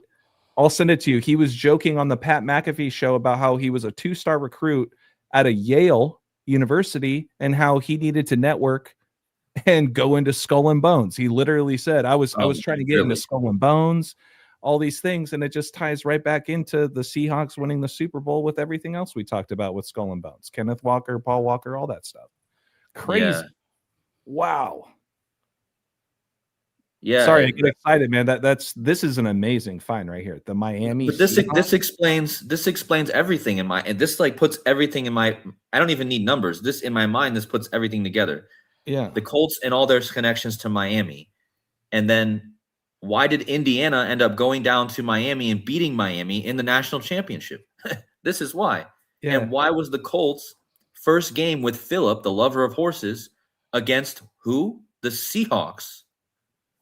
That was the riddle. That was the riddle. The Seahawks were going to win the whole time. Had I known this back then, I would have been on the Seahawks, man. I would have been all over. I'd have been over the Seahawks all year if I'd have known this. The submarine Seahawks, right? Yep. Yeah, because I was like, there's all these riddles for the Colts going to the Super Bowl this year. And then you have Phillip Rivers come back, and it's like his birthday aligned perfectly with the Super Bowl and the horse theme. And then I find out this just way too late. Like, it's just crazy how you go through a whole year talking about the Colts and the Super Bowl, and then you realize, wait, you missed the most important connection that would have put all the pieces together and probably would have led to way more accurate things. Because, I mean, now the Seahawks have gone on to win the Super Bowl when I was on the Colts all year. So, and then, like the colors of the logo the logo for the Super Bowl next year is a tidal wave with a green and yellow, a teal and yellow, which looks like the Miami Dolphins colors. I don't know if you guys have seen that yet, but Yeah, just go look it up. Or I can show it, but the Super Bowl 61 logo is. Oh, and Rambo, real fast, just to add to what you were saying, I had to throw this in here. While you were looking, I just typed in the gematria of a horse, my kingdom for a horse, and it just happens to equal Ramonde Stevenson Oh, in wow. Latin. Wow. So I don't know what that means, but considering you Mm. just talked about both those things, and again, a Latin cipher match is not something to Yeah, yeah. throw out because That's rare. Yeah. that's not something that happens easily. That's a So long there's odds, man. probably and Ramonde Stevenson, Steven means crown. So I'm wondering, we're talking about Richard, King Richard. So crown Stevenson means crown son. Son, there has to be something there. I think. Um, but yeah, back to what I was saying. The Super Bowl 61. The logo is like it looks like the Miami colors, right? But it's not even in Miami. It's in Los Angeles. Um, so yeah, I'm just thinking about that. And there's the last time the Super Bowl was in SoFi Stadium in Los Angeles, the Rams made it to the Super Bowl and won in their home stadium also. But a lot of people are already on the conspiracy theory of like the logo colors, and even the top websites are acknowledging this. Like DraftKings posted like, I guess the Super Bowl next year is going to be one of these teams, and they posted all the orange and green teams. Like, and this is like DraftKings, like a big website, so they're already all over this. This is going to be a big theme going into next year. Is everyone's going to see if this color theme is going to end up playing out? But I mean, the Colts are super connected to this color theme as well. I mean, they always go to the Super Bowl in Miami. Their original colors essentially were green and orange, with being the Seahawks. Is this a riddle for the Seahawks to go back? Or is this a riddle for the Dolphins? Or is this a riddle for I don't think they'll play it out where the team with the colors goes, because this is going to be a huge topic all year. Well, don't forget that it's on Valentine's Day, right? So there's a whole other theme that Jordan Love, playing for the green team, green the heart chakra, maybe makes his way to his first Super Bowl on Valentine's Day. And there's a lot of green. There's a lot of green in that logo too, right? Yeah. Also, Yeah. water is a metaphor for emotion, which ties into love. And I'll give an example where they did that when Will Smith did his apology, quote unquote, a year later. Who apologizes a year later, sincerely, after he slapped um, Chris Rock. Chris Rock? Yeah, sorry, Yeah. yeah. Well, we did his apology on online. Of course, everybody was waiting. The ratings were high. He hit it somewhere on some platform, and he used the opportunity. Now, Will Smith is actually he's a love symbol. He's from the city of brotherly love. He only does positive characters. He's never a villain. He doesn't curse, even when he did hip hop and stuff. He's kind of a love symbol himself, especially where he's from, city of brotherly love. And he had there were green lights, decorative lights in the background, and he was advertising his son Jaden's new flavored water company. And he was saying he's sorry and how he apologized, but that's one of the, I guess, a very vivid example of how they are conscious, and they consciously use water as a metaphor for emotion. So that ties into the love. Water and love go together. And yeah, and that's this whole Super Bowl. This current one, the Seahawks. It's crazy that they revealed this logo right after the Seahawks one, and then they put the water on there for the next logo, and the beast out of the sea reference. The almost somebody in the chat just said the beast out of the sea caused a ripple effect, and it caused a wave. And again, this actually does tie to Ripple XRP. Again, this could be a financial thing, a wave of something, into the financial system. And the Super Bowl is in SoFi Stadium, which equals 589, which is a Ripple XRP code number. And tsunami wave equals 42 in Chaldean. And I revealed this in my decode of the Super Bowl this week. one of the big reasons why the Super Bowl was 42 points. Of course, we already revealed another reason why, but I had mentioned that it was 181 months after the Beastquake in Seattle, which, of course, is the 42nd prime. And it was number 24 who did that. And, of course, 24 is the reverse of 42. So this was a huge part of this that not a lot of people talked about, that it was exactly 181 months after the Beastquake. So the Beast out of the sea, the Beastquake, the tidal wave now, and for the next Super Bowl. I would not be surprised if we get a huge earthquake somewhere in the world to tie into this in the next year, to go with this tidal wave on the on the logo. And then Bad Bunny, as I mentioned, the final score was 42 points, but all the people that were in the halftime show were connected with Mars. Martinez is Bad Bunny's middle name. Ricky Martin is another Mars reference. And then Lady Gaga, who doesn't have a direct Mars connection, she performed the song that she does with Bruno Mars. Of course, war equals 42. She's an Aries. She's an Aries. Oh, yeah, okay. Well, yeah, I missed that part. But yeah, that's but yeah, no, okay, so she's an Aries, and she did the song with Bruno Mars that she performed at the Super Bowl. And another thing that a lot of people missed, this 42 total points was exactly 4 weeks and 2 days before Bad Bunny's birthday, which is the birthday of Mr. Electricity, Los Angeles. The next Super Bowl's in LA. Justin Herbert, home of the Chargers, and a war horse. So this connects to the horse. It connects to the blackout theme, the electricity. And, this was 42 weeks before Russell Wilson's birthday. And Russell Wilson has the Carrington, which is the Carrington event, which is the blackout in 1859. But a big reason why is this. So Chaldean cannot be overlooked.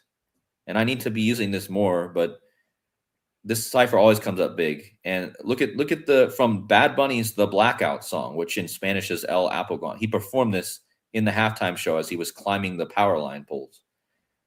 From The Blackout, which that's what it translates to in English, is The Blackout. It's 42 moons exactly to the Super Bowl, where there was 42 points. And notice that Super Bowl equals 42. San Francisco equals 42. New England equals 42 in this cipher. Ripple XRP, 42 in this cipher. But Tsunami Wave, 42 in this cipher. And that's what they put on the logo for the next Super Bowl after this.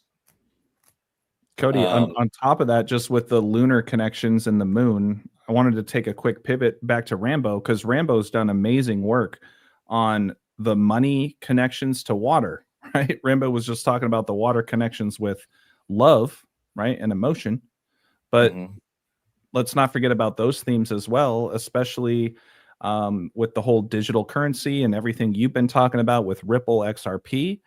But going back to Brad Arnold, with the middle name Kirk, Brad Arnold, Kryptonite, Superman and Kryptonite. You know what I mean? Right. So yeah, and that's green too, right? So we have the logos of the colors of the Super Bowl are kind of a green, teal, and an orange. And I mean, it's clear why he died one day before. Also, another thing, their bands. Right. Yeah. Well, that's what I mean is Crypto Knight. It could be like a knight, or like I said, that's why Brad Garlinghouse is depicted as a knight he's literally the crypto knight. He's fighting for the crypto industry. But yeah, so like another big thing that interesting is that Brad Arnold, his band, Three Doors Down, 2 of their albums were released on February 8th. Out of their 5 or 6 albums, 2 of them were released on February 8th.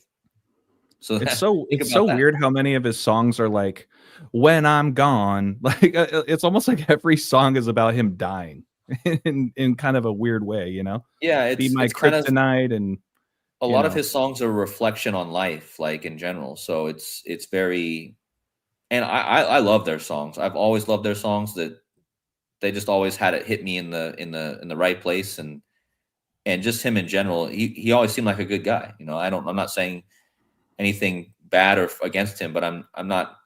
And he looked sick if you look at his pictures before he died.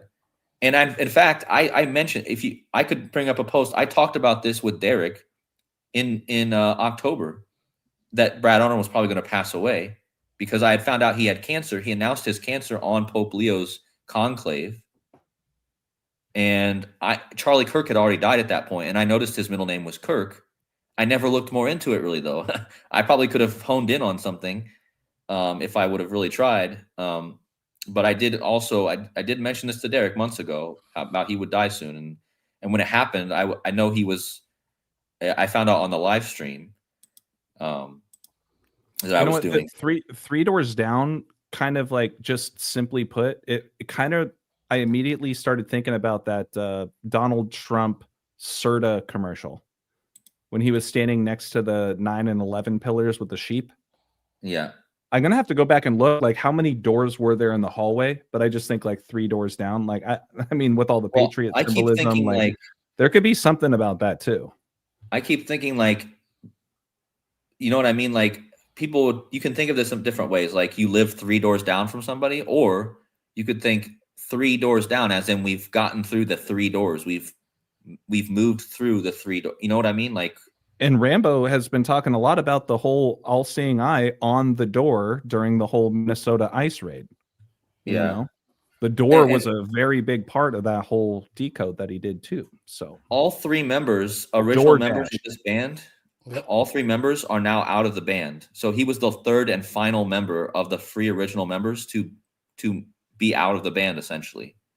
2 of them, I think, died. One's not dead, but he was the 3rd door. He was the 3rd door down.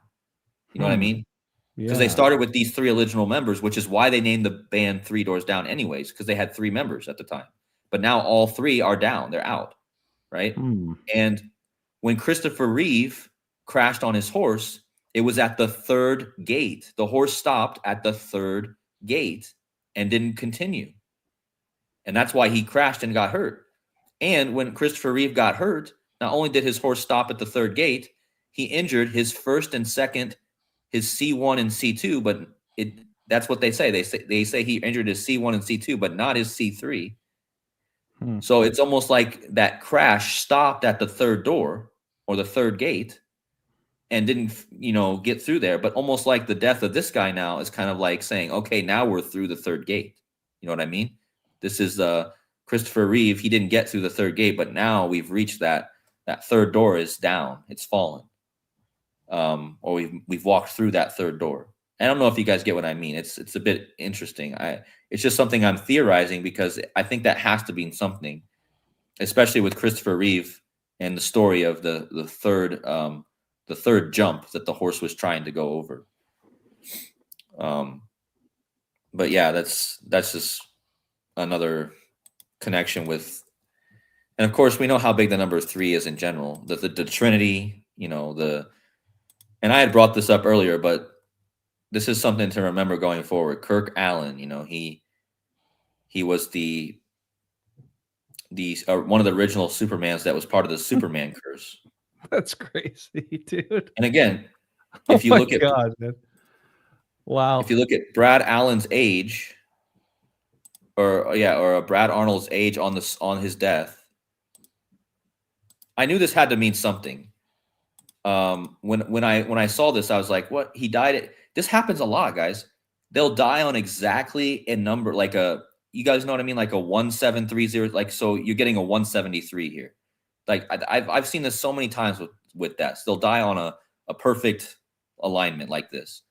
And I was like, this has to mean something. Like, I know Ad Marum Dei Gloriam, he was born on the Jesuits' birthday, this guy, Brad Arnold. So Ad Marum Dei Gloriam makes 173. But what it was is, thanks to Zenith of the Alpha, in Derek's chat, look at this. This was the clue. I couldn't understand why it was 173, and then it made sense. If you just type in Superman curse, and they called Charlie Kirk Superman because his neck prevented a bullet. Like, stop the bullet. Exactly. That was the whole thing with Charlie Kirk, was a big Superman riddle. But look at this. This was, again, shout out Zenith of the Alpha. He pretty much nailed this. Like, he's like, he was in Derek's chat and earlier, and he said Superman curse equals 173. I was like, oh, there it is. Why did the kryptonite guy die at 17300 days? And again, this is the gematria of Admerum Dei Gloriam, which is the Jesuit motto. And look at how it has the 56, like Society of Jesus. So yeah, I think that's crazy. I mean, it might seem like a little connection, but I think that's crazy that he died at one, because his whole thing was that they are known for the kryptonite song. That's 100% what they're known for. And Derek did a whole video. Make sure you guys go check out Derek from Gematinator. He did a whole great video on the connections with all these things. That's unbelievable. Were you saying that Kirk Allen was the very first Superman, or like just one of the first? He might have been. I think maybe he might have been. I don't know for sure, but it's, he also played Sam Lane. He's born on Pi Day too. He died on Pi Day. Oh, died on Pi Day, yeah. But so not only did he play Superman in 1948, he also played Sam Lane in the 1978 Superman, which again, I told you guys earlier, what's with this 1978? Well, that was the year of the horse. That was the year Brad Arnold was born. So he played in the original Superman, which Christopher Reeve was in, but he didn't play Superman. He played Sam Lane. So he has two connections to Superman. But it just happened to be in the year of the horse, which again, I already mentioned how significant that was with the death of Brad Arnold. Because again, he died on the year of the horse started on February 7th, 1978. So this whole thing is about the year of the horse, really. Like it's all about the year of the horse. Makes me think, just back to the shooting themes, because we were talking about Austin Reeves, who plays for the Lakers, right? Christopher Reeve, Christopher Reeve, Austin Reeves. His Austin Reeves of the Lakers, his nickname is AR-15. So there's a whole like kind of gun reference there. You know, just going back to Charlie Kirk and him being hunted down by a hunting rifle. So Austin Reeves, Mr. AR-15. So just another addition there. Reminds me of the Colts backup quarterback Anthony Richardson. They used to call him AR-15. Oh my God, man. Are you serious? Yeah, he was in college, he wore the number 15 and they used to call him AR-15, but he changed his number to 5 in the NFL. So that Austin Reeves wears 15, right? So that's kind of the right. Oh my God, you know what I just thought of? Andre Karolinko used to play in the NBA for the Utah Jazz. AK, he wore number 47. They called him AK-47. Charlie Kirk shot and killed in Utah. I mean, holy smokes. Yeah. Wow. Crazy. No, that's amazing stuff, Cody. Seriously. Yeah, go ahead, Rambo. I'm sorry. Yeah, Man of Steel also ties into the Steelers. That's the Pittsburgh is the center of steel production in the United States. Hell yeah. Yep. Oh my God. I mean, another thing is, I just thought Super Bowl Superman. Oh yeah. There's also the horse at the Denver airport. It's nicknamed Lucifer. So that's where you get a correlation between the horse symbol and the Lucifer symbol. It's Lucifer. That's actually the nickname of that horse. Lucifer. Oh yeah, I think I had looked into that and I thought that. No, okay. But can I add something? Yeah, go ahead. Somebody just mentioned in the chat that Donald Trump was shot in Pennsylvania. He was shot. Yeah, he was shot in Butler, Pennsylvania, which is the Pittsburgh metropolitan area. And remember when I brought up the 920s, which is September 20? That's the Pittsburgh Steelers.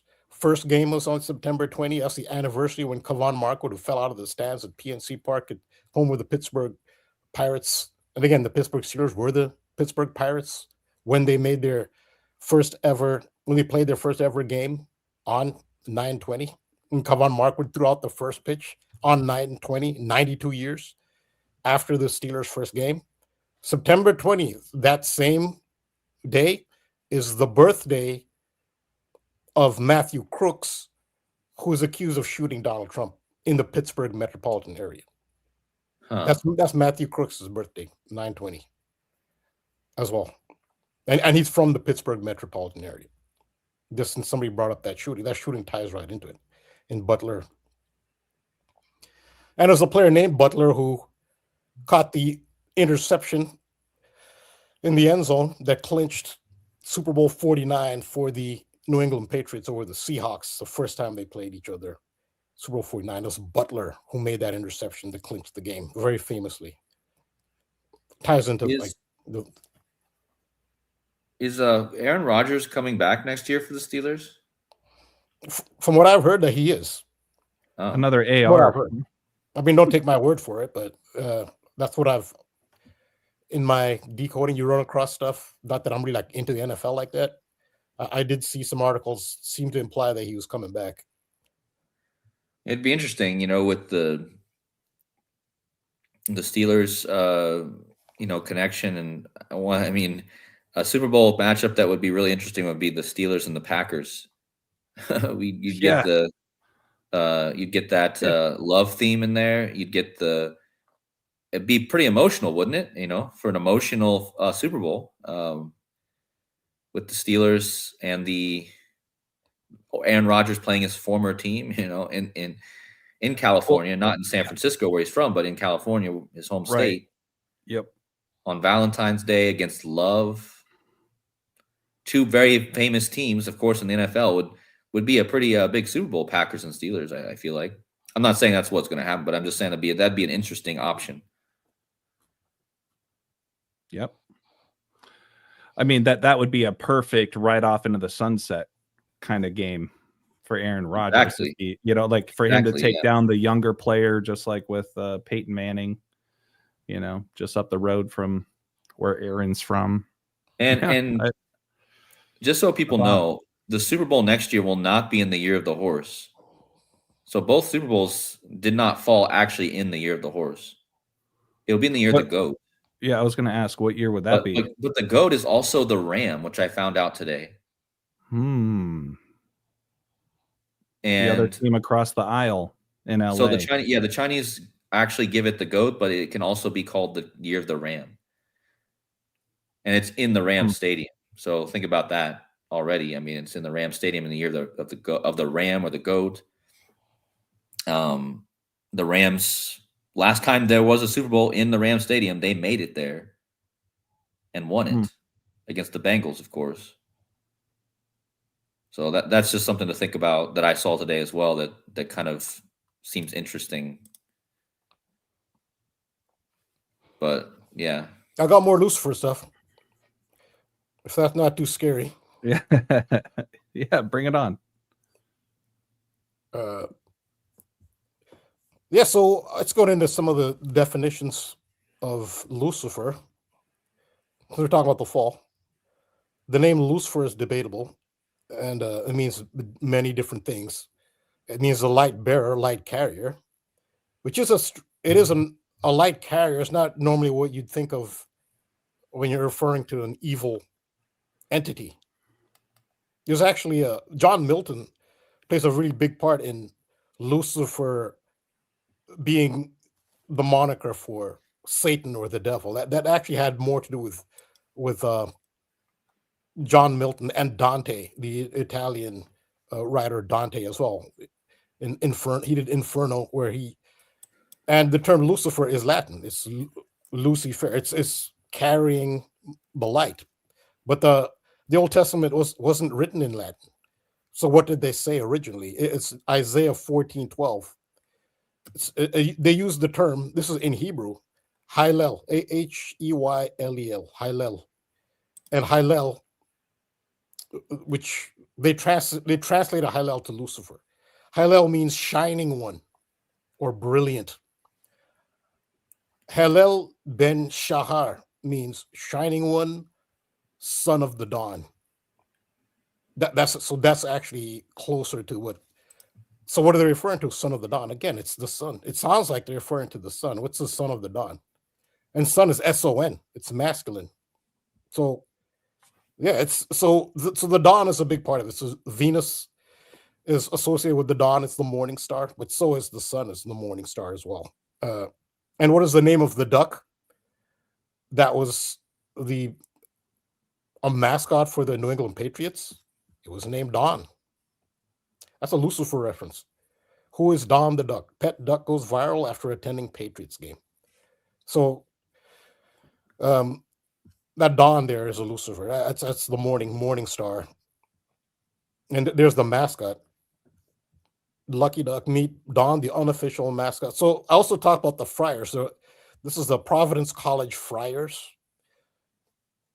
I mean, I'll go off on a tangent on that one. Why I brought up the Friars. Providence was in the news. He's talking about shooting and AK-47 and AR-15. And there was a shooting at Providence College in Rhode Island.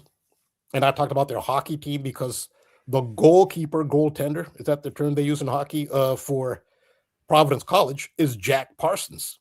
His name is Jack Parsons. I don't know if you remember. Yeah, it was funny. Yeah. Just yeah, it's hilarious. I'm sorry, kid. No. I find it funny. Yeah, it is. So that's actually so. Yeah, so that's actually why I initially brought up the Friars, because there was the shooting there. And thanks to Bobby Simpson, again, shout out to Bobby Simpson. He's the one who introduced us to brown lunation, which is a term referring to a new moon. There's a count, on new moons, but brown lunation refers to a new moon. And the moon was the theme. So brown, what do friars wear? Friars wear brown. This ties into the Super Bowl because Jack Parsons, the rocket scientist Jack Parsons, has a crater named after him on the dark side of the moon. And what is the name of the Super Bowl winning Seattle Seahawks defense? The dark side. That's a moon reference. The dark side is a moon reference. The dark side of the moon, where there's a crater to Jack Parsons. Jack Parsons being the goalkeeper for the Providence Friars hockey team, which I haven't looked at the NCAA hockey. I mean, I want to keep an eye on the Providence Friars just because Jack Parsons guy. And Don the Duck was also a mascot there. But Dark Side of the Moon is, I'll just talk about Pink Floyd. Dark Side of the Moon is another popular song from Pink Floyd. Now, that song was produced by Alan Parsons of the Alan Parsons Project, who's famous for the Sirius song. But Alan Parsons is related to the Dark Side of the Moon song by Pink Floyd. Again, and the moon, the new moon, brown lunation, friars wear brown. So yeah, so Don the Duck is a Lucifer reference. But again, yeah, I haven't looked at NCAA hockey, but I keep an eye on the Providence Friars. I don't know how they're doing now. There's a couple months when I did this a couple months ago, they were ranked, I think, 17th. So I mean, that's not impossible for them to win. And that's Don the Duck. Again, Don. This this is very important. The three toes of the duck. Ducks have three toes, it's very important. But dragons or draconian type lizard type figures also are known for three toes. And I've given the example of the Toronto Raptors.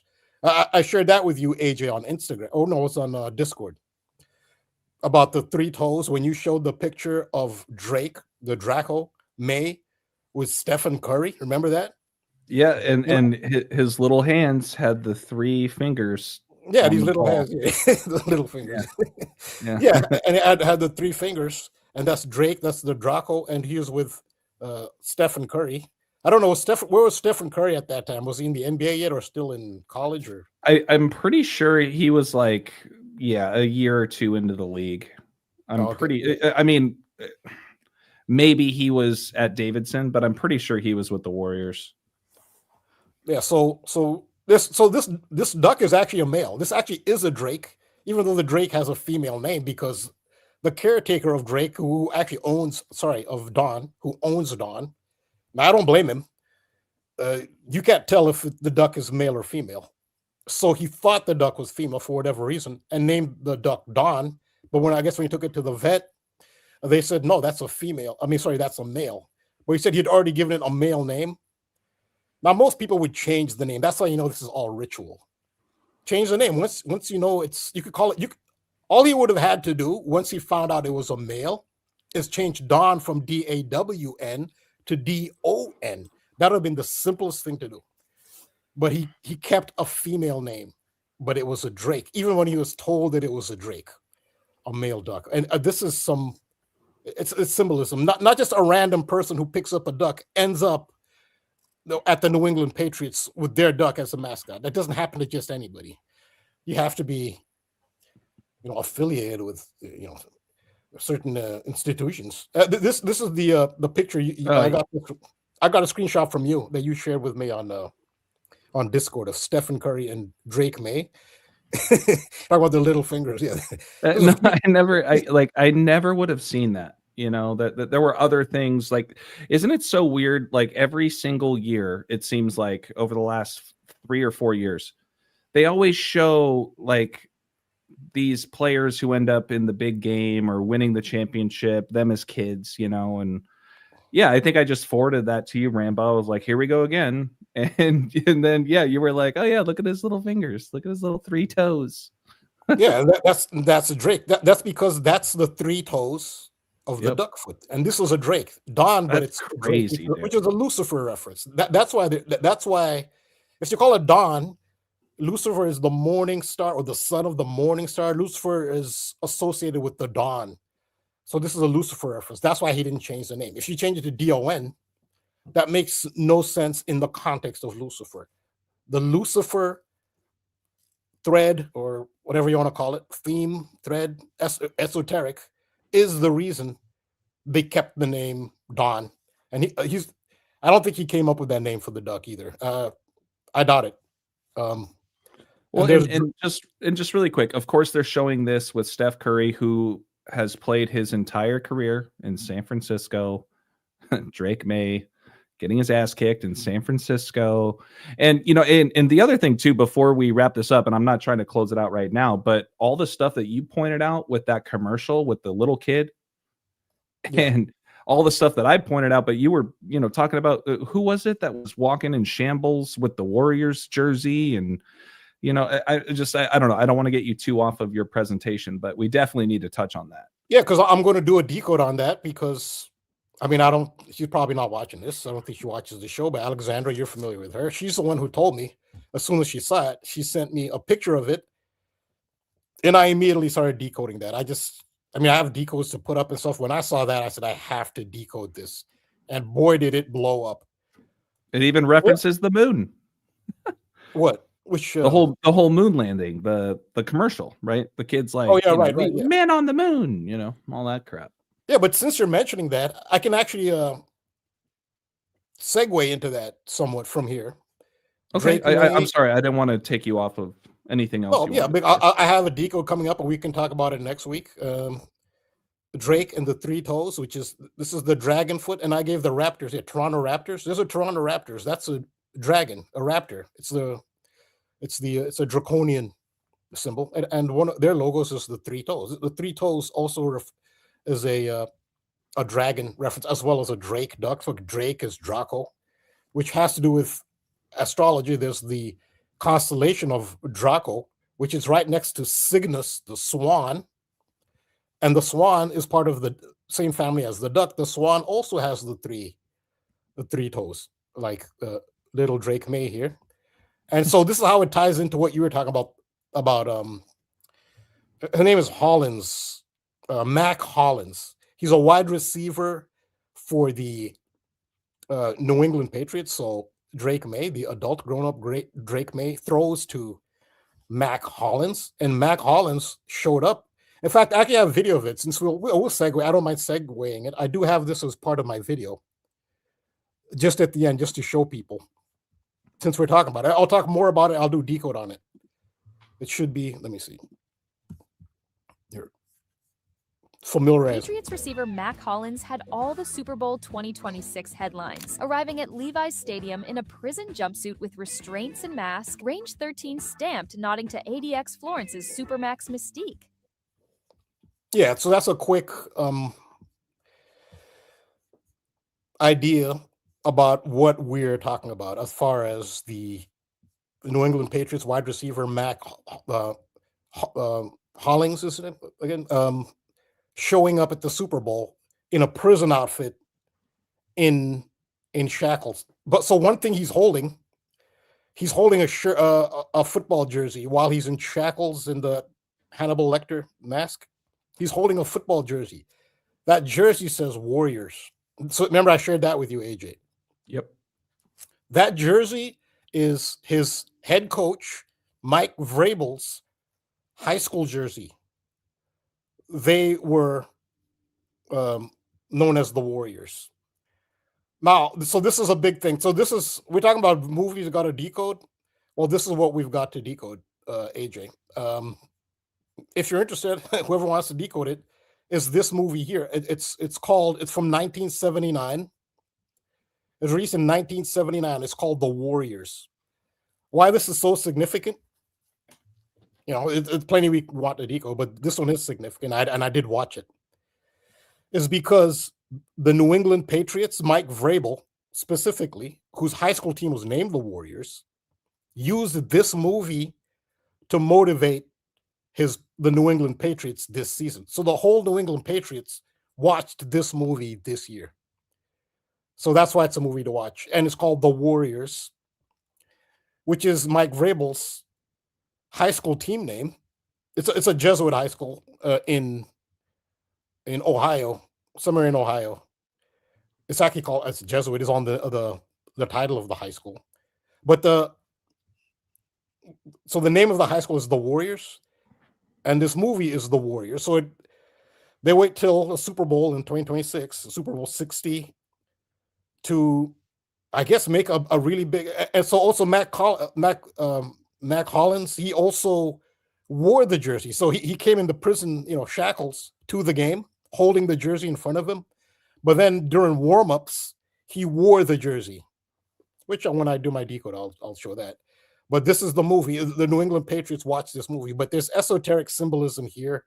I don't think that Mike Vrabel on his own decided to show the team this. And so, Rambo, hey, quick question. You were saying about Ohio, like the movie takes place in Ohio? Is that what you were saying? No, that's where Mike Vrabel went to high school.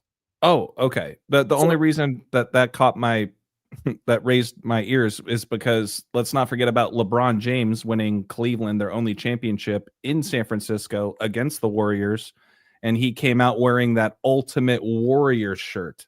Oh, wow. So Okay. that ties in. That ties in with Kodi and all of his wrestling expertise. Kodi, you remember that, right?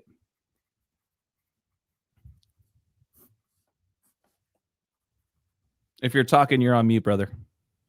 But yeah, I just thought about that. The Ultimate Warrior. Oh, yeah. Ohio Yeah, and the Warriors is all I'm chiming in here with. Yeah. So, yes. Yeah. This movie, they say, is what, and I think Vrabel was told to do. It's all planned. It works too well. It just happens to have the name of his high school team, it's a Jesuit high school. It's in the title. So the reason, I don't know when he started showing this to the team, at the beginning of the season or midway or when. The Warriors, 1979, it's a cult classic. It was actually banned it was considered it was too violent, just gratuitously violent, so it was banned from movie theaters, especially in New York City, because it takes place in New York City. When they first started airing it, fights were breaking out in movie theaters. This is back in 1979. So it became banned. And when they banned it, that actually made it more popular, because it made it seem more like, people felt rebellious just by watching it, I guess on VHS back then. So The Warriors is about New York City being overrun by gangs. And the Warriors is one particular gang who's the star of the film, who live in, their turf is Coney Island in Brooklyn, New York, which is to the southeast of New York City. and they're stuck in the Bronx. The Bronx is in the north of New York City, and they have to get back home to Coney Island, but they have to get through because New York City is overrun by gangs. They have to run the gauntlet of gangs, all trying to knock them off to get back to Coney Island. And so the New England Patriots, I believe, they went undefeated on the road this season.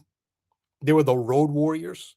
And what they're saying is that this movie motivated the New England Patriots to go out on the road and go undefeated on the road, because that's the theme of the movie, The Warriors. It's a gang stuck on the other side of New York City, have to get through a whole gauntlet of gangs to get back home. So I can I mean, there's so much symbolism, like Coney Island is symbolic, but it's called The Warriors. Rambo, really quick. I'm sorry, brother. No, go ahead. Amazing contribution by MVP here. Did you know that conies are hot dogs? I just Googled it. Did you know that a coney is a hot dog? Well, so this is the thing. So remember when I did my thing about the sandwich thrower in DC? This is still relevant. And I talked about the hot dog, how it's related to the 4th of July. Yeah. Coney Island is known for hot dogs. That's why it is known for hot dogs. Okay.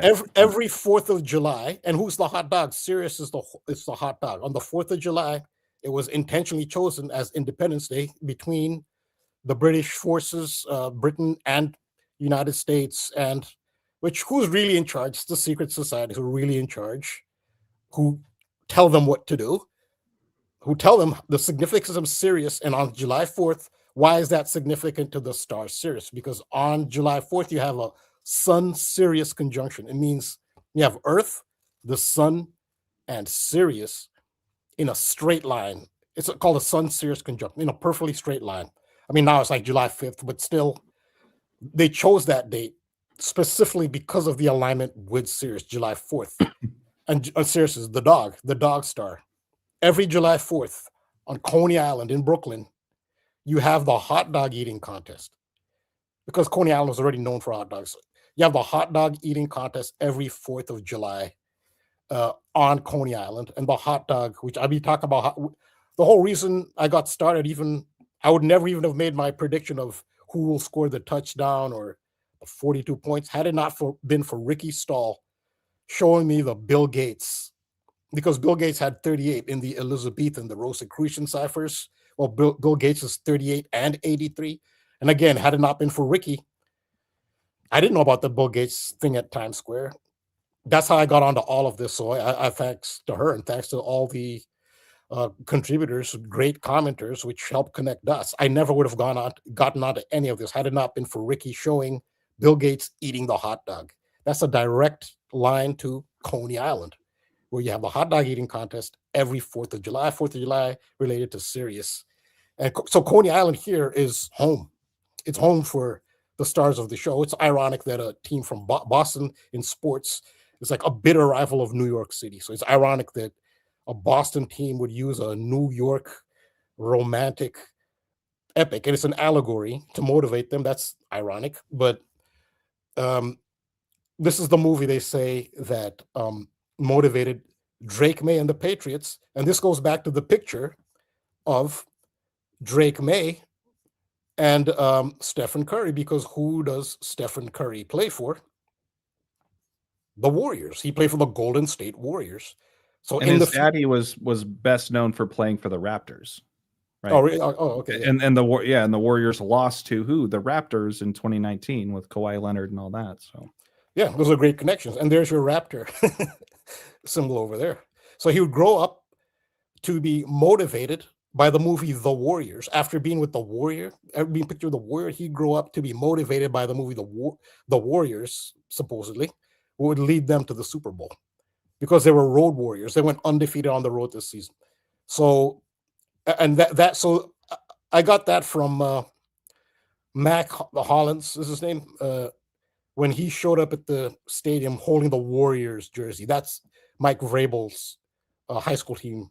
And there's so much attached to that. So one thing about it's along the lines of the duckfoot and dragons and drakes have the same three-toed symbol. I'll just wrap it up here. Cygnus the Swan I've talked about. This is a constellation in the northern sky. Hopefully you can see this clear. This is Cygnus. Cygnus is the swan. The swan has the same three-toed foot. But what constellation is right next to Cygnus? It's Draco, the dragon. So the dragon with and you can here see the three toes here. So the Draco constellation right next to Cygnus, which is the swan, and they both have the three toes. Now, why is the swan, Cygnus the swan, are relevant to this movie, The Warriors? The star character, this is the star of the show, is this character named Swan, and he's the leader of the Warriors gang.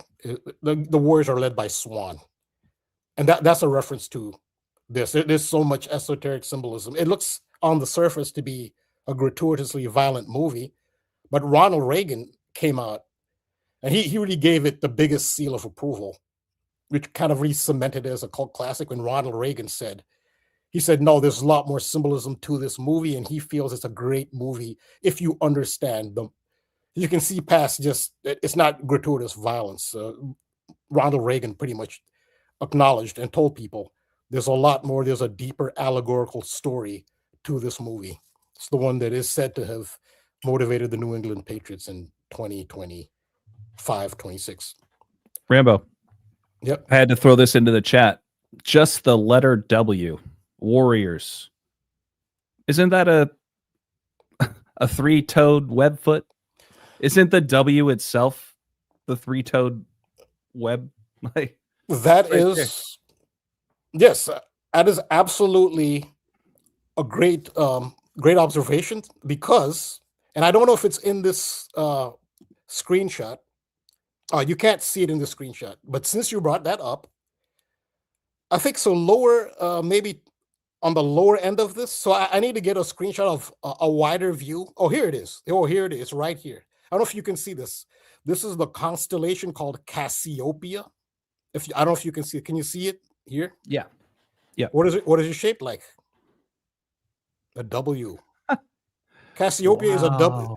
That's a W right here. Cassiopeia is a W-shaped constellation, or an M, but a W is Cassiopeia, and they're all together. So you know why the leader of the Warriors is named Swan. It's all about it's astrology, astronomy. So yeah, it's a great observation. In fact, one of the scenes, one of the members of the Warriors, he's a graffiti artist, and you know how gangs are supposed to tag things, and he's told just before they leave a place, the Swan tells him to tag the place they just left, and then he shakes a spray paint can and sprays a W. There's a lot to decode. There's a lot to decode for that, for me anyway, and so yeah, great observation about the W. That's Cassiopeia, the W Cassiopeia, and I think that's actually one of the meanings of the three. There's a three-toed, three-hand symbol. Some people say Adolf Hitler is been pictured with it. Christopher Columbus has been. Many others have been pictured doing the three. It's like where the middle two fingers are together, and then the flanking fingers are spread apart. The pinky and index finger are spread apart, so it's actually a W. It could refer to Cassiopeia. It's called the triad claw. Somebody in the chat, I don't remember all the names. Somebody in the chat, I would like to shout them out. I just don't remember who it was who pointed out the name of that hand symbol. It's called the triad claw, and you'll see a lot of people do that. But yeah, so great observation. So yeah, Cassiopeia is right here, the W. And Swan, he's the leader of the Warriors. So yeah, this is relevant to the New England Patriots. And I want to shout out Maggie too. Adam Sandler. Like, man, I feel like we can't get away from Adam Sandler. Did you ever see the movie Billy Madison? I didn't know. Yeah, no, there's just a really, like, one of the iconic scenes in that movie. He's sitting in a bathtub and he's like playing with his shampoo bottle and his conditioner bottle, and he's like, shampoo is better, conditioner is better, blah blah blah. But like the faucet of the tub is a swan, so he like does this whole like stupid thing, like and then it drops in the water, and then he just looks at the swan and goes, "Stop looking at me, swan." No, yeah, So, something like that. Yeah, there's significance to that. There's a deeper esoteric meaning to that. yeah. Well, yeah. I just want to throw that out there. I'll find the clip and I'll just send it to you. I think you're going to be like, whoa, wait a minute. There's probably more to it than that for sure. Yeah, shampoo is better. Conditioner is better. Oh,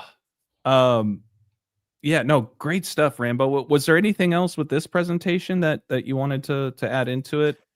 Now I've done so much here, and actually, I can do one real quick from something from the skulls. Yeah. It has to do with Lucifer. I don't know if hopefully you can see this. So, Francis Bacon, I don't think this is a gematria thing, but not Francis Bacon, Manly P. Hall. Manly P. Hall, he revealed that the number of Lucifer is 741. Now, remember I talked about how the Sir Francis Drake's ship, the Revenge, it weighed 471 tons, which is considered light. And Sir Francis Drake and the New England Patriots went into the Super Bowl with an all-time record, regular season and playoffs, with 471 losses, which is an anagram of the number of Lucifer. And the number of Lucifer is 741. Well, this is an anagram, which confirms that this is about Lucifer, why they had the duck Dawn, because the dawn is a Lucifer reference. Lucifer is son of the morning star, or some say son of the dawn, but Lucifer is related to the dawn, which is why that duck was there, named Dawn, which is why when they find out the duck is a male, they don't change the name, just make it D-O-N. No, because D-O-N, you lose the Lucifer reference. That's the reason that duck is named Dawn. It's a male duck, it's a drake, and it's named Dawn, which is a reference to Lucifer. So Manly P. Hall revealed the number of Lucifer, and it's not based on any, unless it's some super exotic gematria cipher, which there are very many gematria ciphers, especially in Hebrew. Maybe it is. There are very many ciphers out there, but he is 741. So it's an anagram of 741, and this was actually the weight of Sir Francis Drake's ship was 741 tons. But so Manly P. Hall. It says Lucifer represented by the number 741. This was in The Secret Teachings of All Ages, where he revealed that 741. This is a really great. I haven't looked up who did this painting. There are very many illustrations of Lucifer. This one I think is quite brilliant. Just this expression, because I've seen this exact expression. This artist captured this expression, and I've seen people with this exact expression. The artist who did this knew exactly what they were doing. It wasn't just any artist. It's quite brilliant. So it represents the ego. It's the ego that separated Lucifer from the higher dimensions. It's ego. Ego only exists in the lower dimensions. Ego cannot exist in the higher dimensions. And that's what separated Lucifer and sent him to the only realm where ego can prevail, which is the lower dimensions, this and the realm of demons. That is where ego can exist. It cannot exist in the higher. He captured this perfectly because I've seen it, and that it represents ego. So Luke McNamara was the star character in The Skulls, which you talked about, and Luke is a short form of Lucifer for males. For females, is Lucy. Luke is a Lucifer reference in The Skulls. Remember, in The Skulls, once they join, which is Skull and Bones, the secret society, once they've joined, they've passed the initiation, they give them all cars. That's a big thing. I mean, the elite worship cars. They worship cars. Everything's about cars. I mean, that's whole nother topic. The cars, the chariot is their thing, which is also a reference to the sun. The charioteer is Helios, the sun god of ancient Greece, who's associated with the chariot. Other gods are associated with the chariot, but Helios, especially the sun god. The chariot is a metaphor. It's a metaphor for the vehicle that carries the sun across the sky and carries it through its cycle. But Luke is Lucifer, short form of Lucifer in The Skulls. They gave them all cars when they first joined. And this might not be visible, but when I saw this, and I'm glad you told me to see this movie, I did not. This one did not skip by me. I saw it immediately. It's very. I don't know if you can see it, but the license plate 741 is the first three numbers on this on Luke McNamara's car. That's the number of Lucifer. 741 for Luke, for somebody named Luke. Well, was that for sure McNamara's car? Because I know that Paul Walker's character, Caleb Mandrake, got like a red sports car too. But from what I remember, it didn't have that kind of white top. No, but this is Luke McNamara's car. So remember when Luke McNamara, he wanted to bring his friends who he had his friends who were working class. You know, he's Yes. also working class. That's where he came from. Then he had to really work hard to make it to an elite college, which is Yale University. And he had to kind of make amends with his friends who were working class to kind of help him. And one of the things he did was he offered them the keys to this car. Remember that part? I do. Yep. So they're up they live in a loft, and they looked outside the loft, and he pointed to this car, and he threw the keys at him and said, "This car is yours. If you, this is the one." And it's Luke. You know what's So- crazy? This 740. color. These are the same colors as Indiana University, going back to Fernando Mendoza talking on Pat McAfee's show about him being a 2-star recruit out of Yale University, wanting to be a member of Skull and Bones. So Oh wow, yeah, that's amazing. That's there you go. life imitating art. And, You- No kidding. I just gotta say something. This whole stream, I've been the whole thing. It's all connected to Star Wars. Everything you guys are talking about. Luke, you're talking about Luke right now. Lucas, you're talking about those things. The dark side, the lightsaber. You won't believe what lightsaber, Darth Vader, and Seahawks equals. It's a perfect match, folks. Like this whole thing is tied to the Star Wars stuff, and like in the background, I've been like putting these pieces together. It looks like I'm gonna have to do a Star Wars stream at some point this week because I can't even remember everything I've thought about while you guys have been talking. But like just now, I was thinking about something else, and then you guys mentioned Luke, and then I was like, wait, Luke Skywalker, the son of the guy who turns to the dark side. And wait till you see how perfect it is from the movie where where Anakin turns to the dark side to the Revenge of the Sith is the name of the movie, guys. Yeah, The movie where Darth Vader turns to the dark side is called Revenge of the Sith.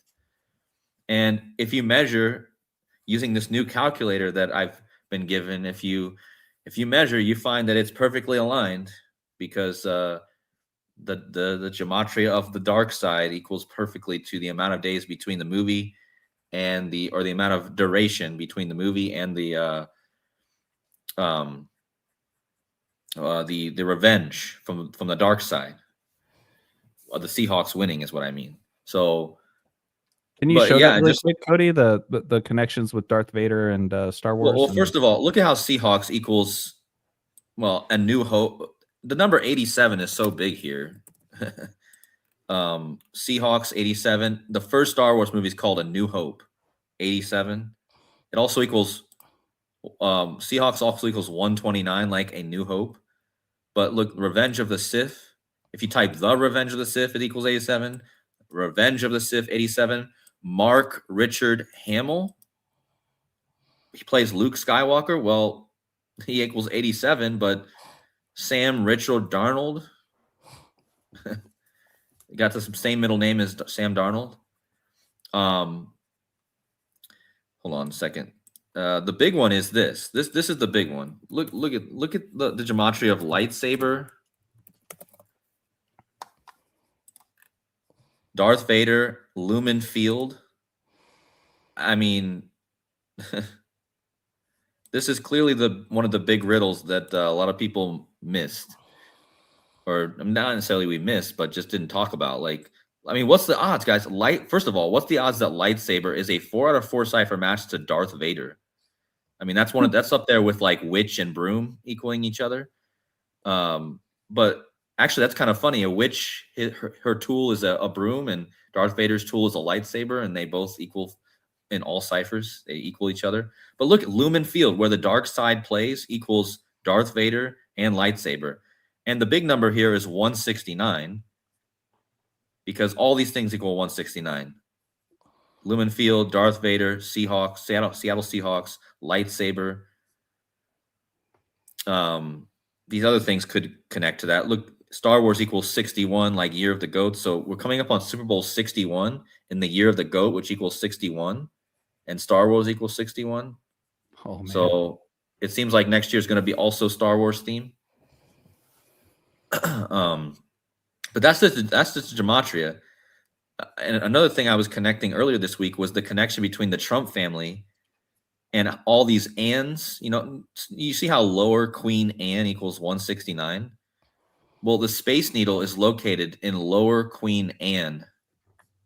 That's where it's located, the Space Needle in Seattle.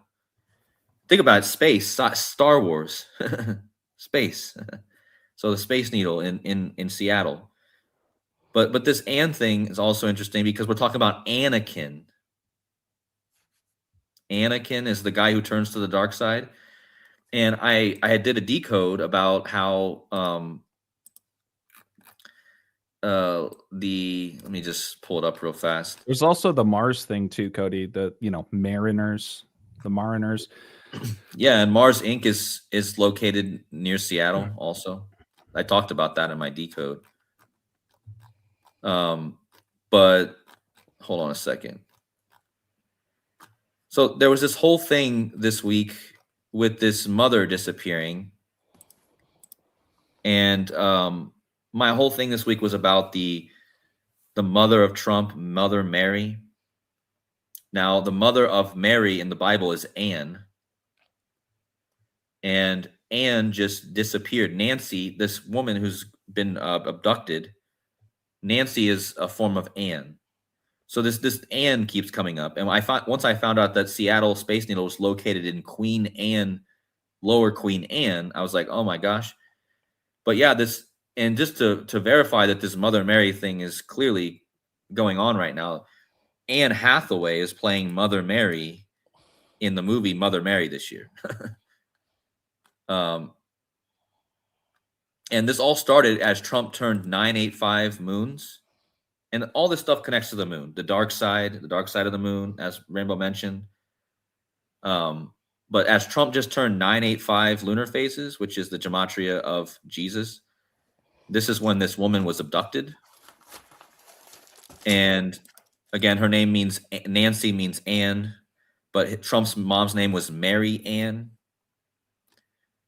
And it's all connects to the Scottish theme because Mary Ann McLeod is from Scotland. The last name Guthrie is Scottish.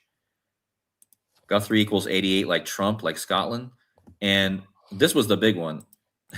So Mary Ann Trump came to the United States in 1942, the year Nancy Guthrie was born. The name Guthrie is Scottish for windy place. And Trump's mother, Anne, comes from a place where it's known for its winds. Like, that's wild. Trump's mom, this is going to be a theme for me from now on. Trump's mom is so important to all this. Like, we need to start decoding Trump's family in general, but his mom, everything that's going on right now is connected to his mom. Can I say something about the name Guthrie? Right now in the news, a famous news anchor, Savannah Guthrie, her mother is said to have been kidnapped. You know that story? Yeah. Well, that's this story. Oh, that's part of this. Yeah. Oh, okay. Yeah, Nancy Guthrie, her last name means windy place, and Trump's mom, Anne, comes from a windy place. The island that she was born on is known for they want to put wind farms there because it's so windy.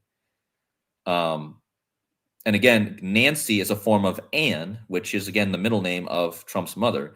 Both of them are Scottish. Guthrie's Scottish, and of course, Mary Ann McLeod is Scottish. And they're both mothers, right? They're both mothers. So, and can I say real quick? Sorry to interrupt. Really, really quick. So Nancy's interesting. You wouldn't think a male would have the name Nancy. So in Scotland, it's Scottish football. So it's the most popular sport in the world. And in Scotland, their biggest team is Celtic of Glasgow.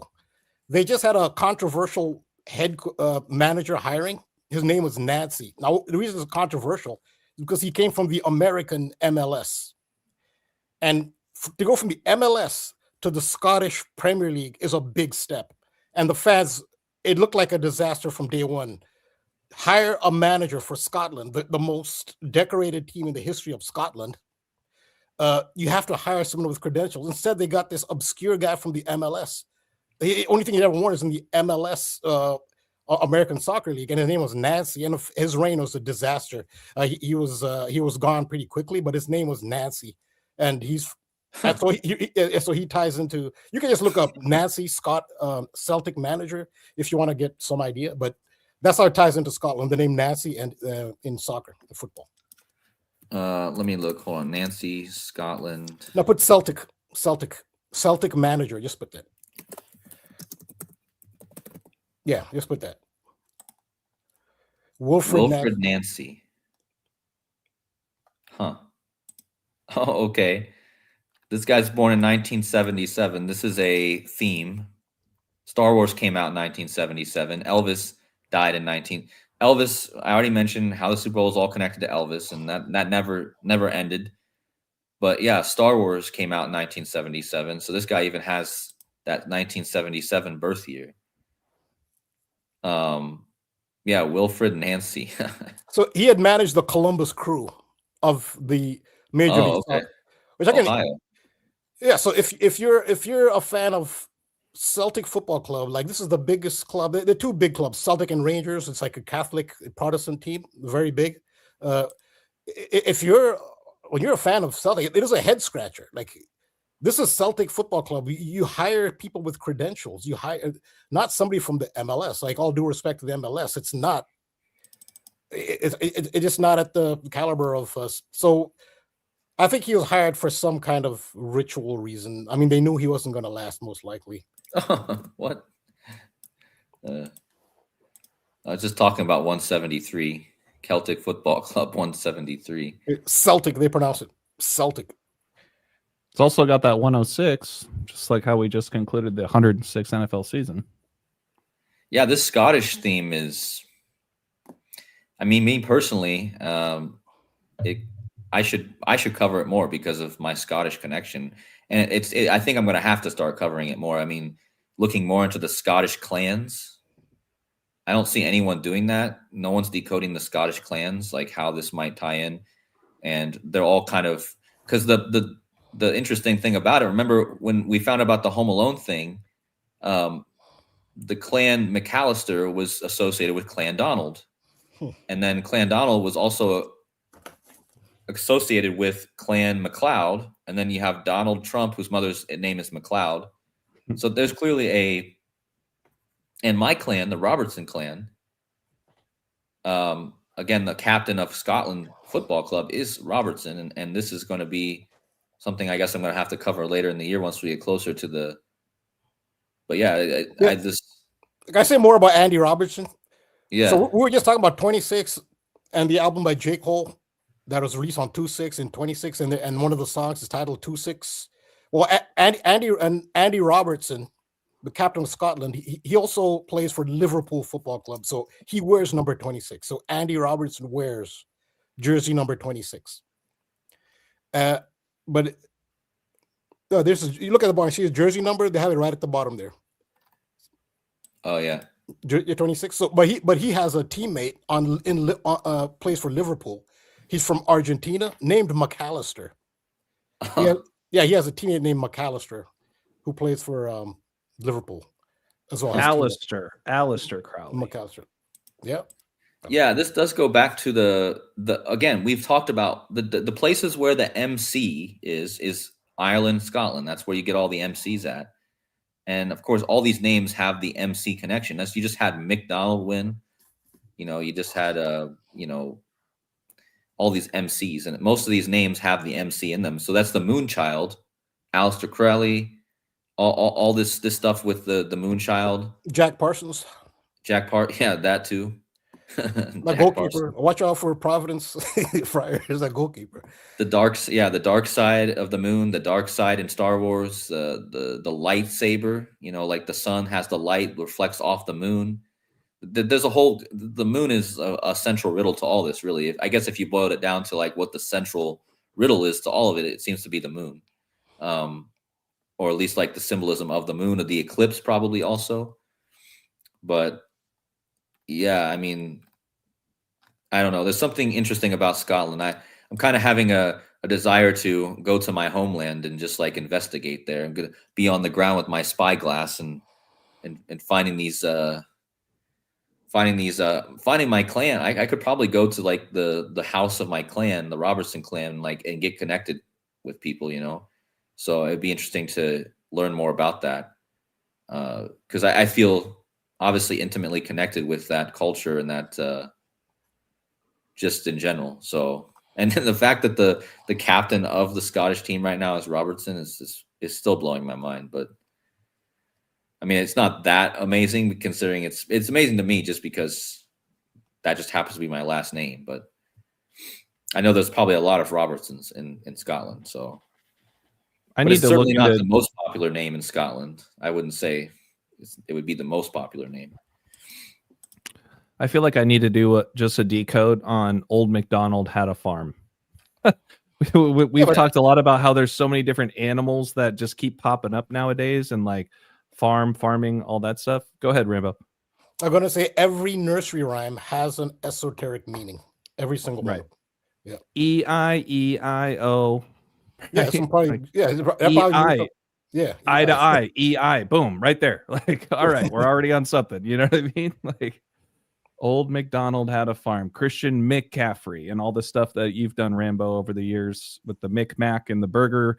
And then that whole school shooting that happened where the teacher was named Burger and then the principal was named Mac Burger or something. Like, I mean, it's it's been around for a while. Yeah, and just how I just mentioned how the place where Trump's mom comes from, they want to create a wind farm there. And you know, King Charles' mother died in Scotland. Her last name is Windsor. So there's a this connects to King Charles too. I mean, the fact that Queen Elizabeth, that connects to me too. With the Queen Elizabeth and my channel connection, you know, she died in Scotland. You know, where my family comes from, of course, and she died in Balmoral Castle. I know there's a lot of Scottish people in the.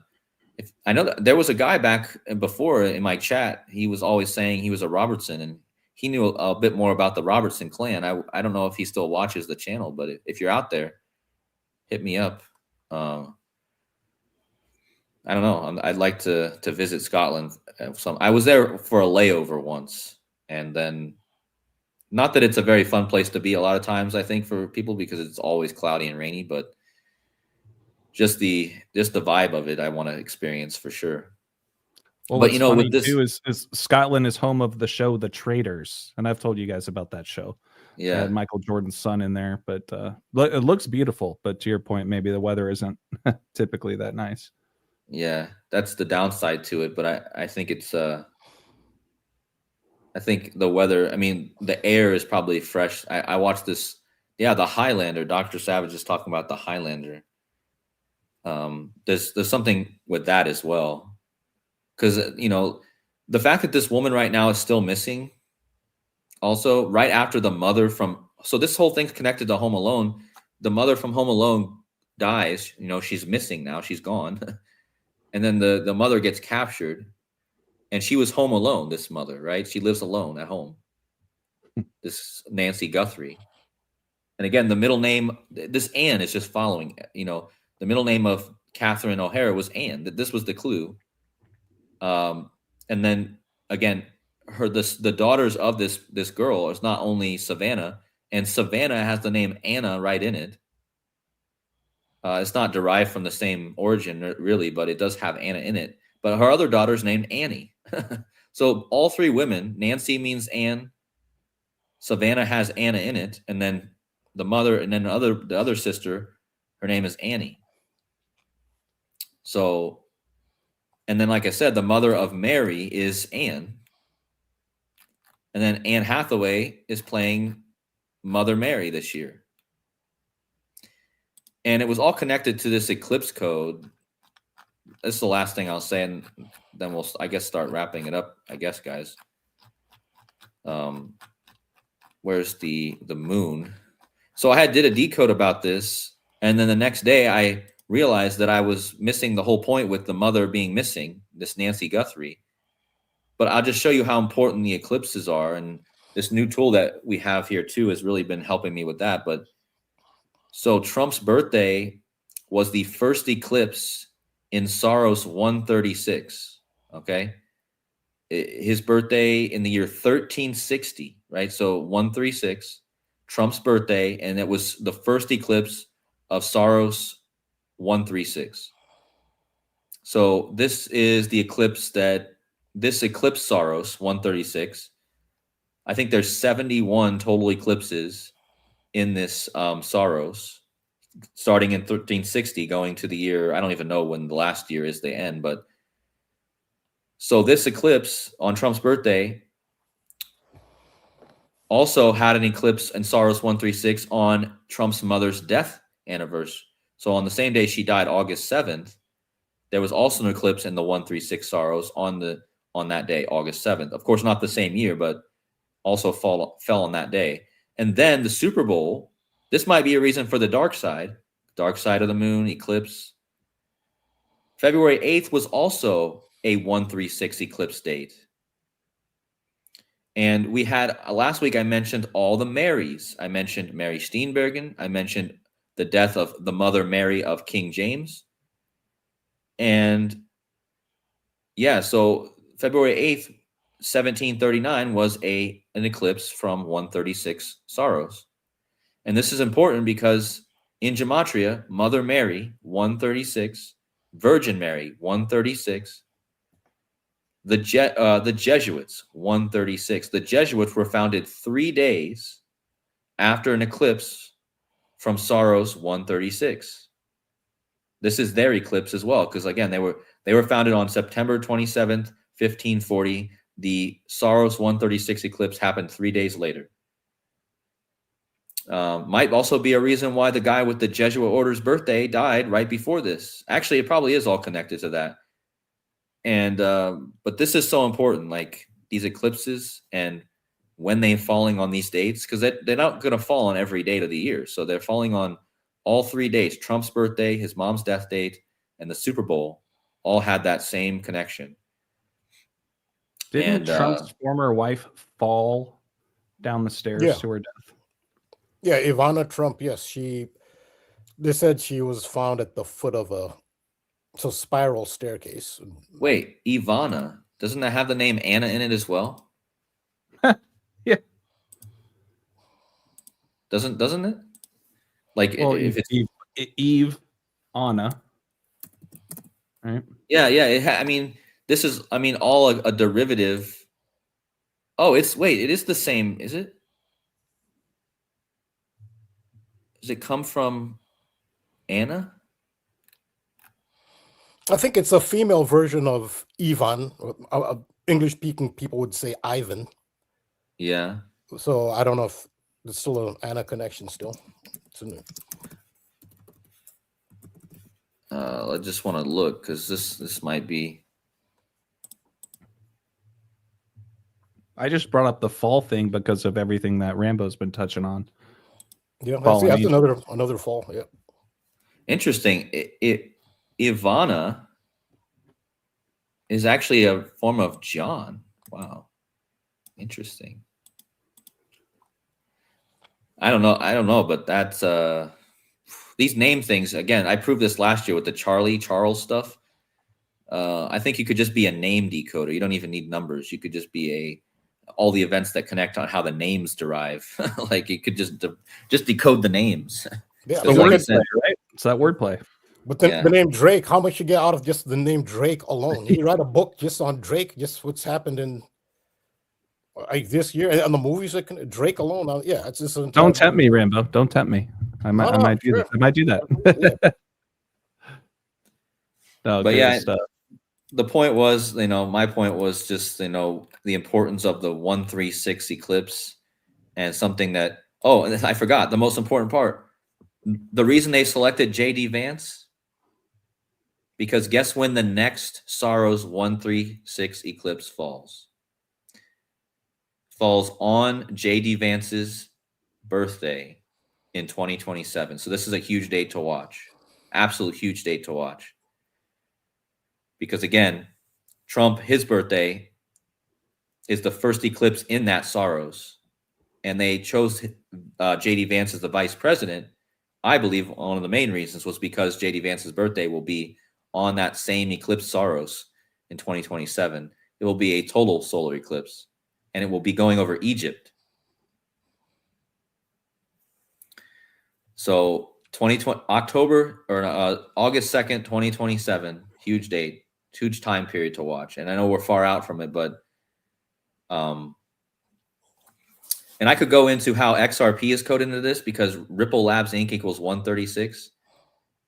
And you won't believe how many days it was from the I won't get into it, but they're clearly coding the Ripple XRP and the Stellar Lumens. I just told you the Seahawks play in Lumen Field. The other cryptocurrency that goes with Ripple XRP, the brother or the sister of that currency, is Stellar Lumens. If you type in Stellar XLM, it equals 136 in the same cipher. And again, I could show how this eclipse, 136 eclipse, is like one of the most important parts that a lot of us are missing. And I was missing this until, and thanks to Derek for all his research on this, because he pioneered this research. But I'm going to start to really make this a part of mine too, especially with what just happened.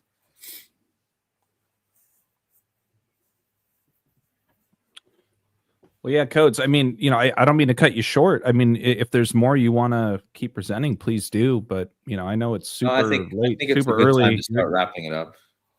Yeah. So I guess for me, really quick, I'll take the screen back just so we can remind any new viewers of where people can find and support you.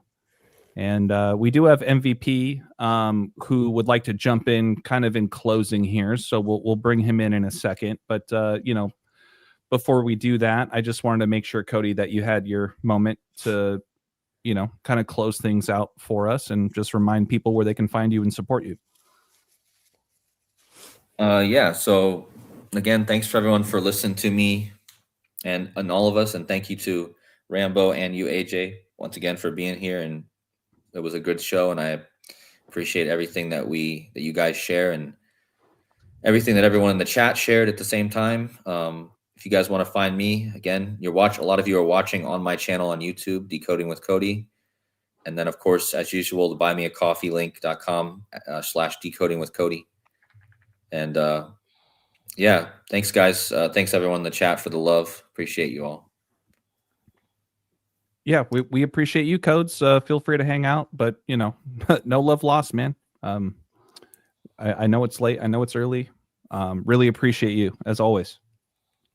Yeah, I'll try. I'm probably gonna stay on for if we go 20 minutes more. I'll stay on for about 20 more minutes. Otherwise, I'll probably drop out because it's getting really early or late here, whatever you want to say. But yeah, we'll keep it brief. I just want to welcome MVP to the chat. He was asking to jump in here. Hey, MVP, can you hear us okay? I see that you're muted. Nice beard, by the way. That's impressive. Yeah, I can hear you. Can you hear me? See that you're muted. I just Yes. unmuted. If you can, That's impressive. Yeah, I can hear you. Can you hear me? see that you're muted. I'm hearing a reverb, MVP. So if you can mute the live stream. Here, let me mute this, and then I think if I unmute my screen, I can hear what you're saying.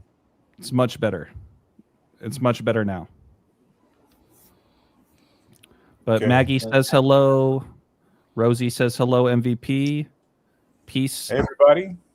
Yep. Appreciate you jumping in, man. We don't want to stretch this out for too long, but you've had some great observations, and I know you were asking to kind of jump into the conversation tonight. So welcome to the panel, and appreciate having you. Thank you. Thanks for having me. Yeah, I just wanted to share just a quick thing I made on my Patreon, which is just really mostly what I do is about sports market money line odds, data analysis. I look for value picks. I do that kind of stuff. I've been restricted by the soft books in my state for winning too much. So what I do is just share data analysis. But I did a fun thing during the Super Bowl halftime show, because I pay attention to you guys, and I've been paying attention to this sort of thing for years now. I kind of just see some stuff. So I made this post. You see the keyboard here. That's a Casio keyboard. And the reason why there's a picture of a Casio keyboard is because of the names of Bad Bunny. His real name is Benito Antonio Martinez Ocasio. And I'll just read this. He just did his halftime performance at Super Bowl 60. And this was following a commercial of a little kid whose bedroom mirror is a huge smartphone screen. And so I just raised a couple of stepkids, and one of the biggest problems that we had was them being able to sort of skirt parental supervisions with their cell phones. So it was a point of contention between me and their mom to discipline them and take the phones away so that we could maintain control. Yeah, Keith, he's got it. He's already knows where I'm going with this. So basically, I saw the kid's cell phone screen mirror, and it was sort of offensive to me. I was like, oh, look at that symbolic, huge glorification and tribute of the smartphones, which is going to be the key to everyone accessing anything in the economy here coming up soon when they bring out the digital currencies and programmable money like they have in China. So you can't, in my city, you can't park your car next to a parking meter anymore unless you get the app. So you have to pay via the app. And if you insist on using coins or cash, you have to go to the parking deck to do that. So cars can no longer park on the street unless they have this app, and all that's connected to the cell phone. So that was the first thing I noticed. And then they were flashing on the screen all these Marvel superheroes and stuff. And among them was Frank the Rabbit from the Donnie Darko movie. So there's that. I just put the picture there.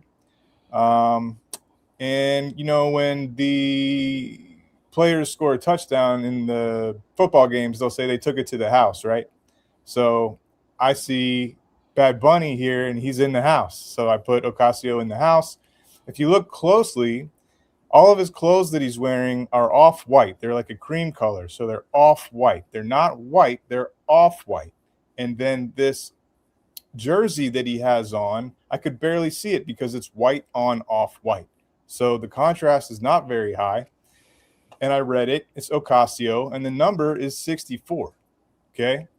So immediately I thought, well, this is Super Bowl 60. So 64 will be in the year 2030, and that'll be in the next presidential administration. So there he is climbing Ocasio 64.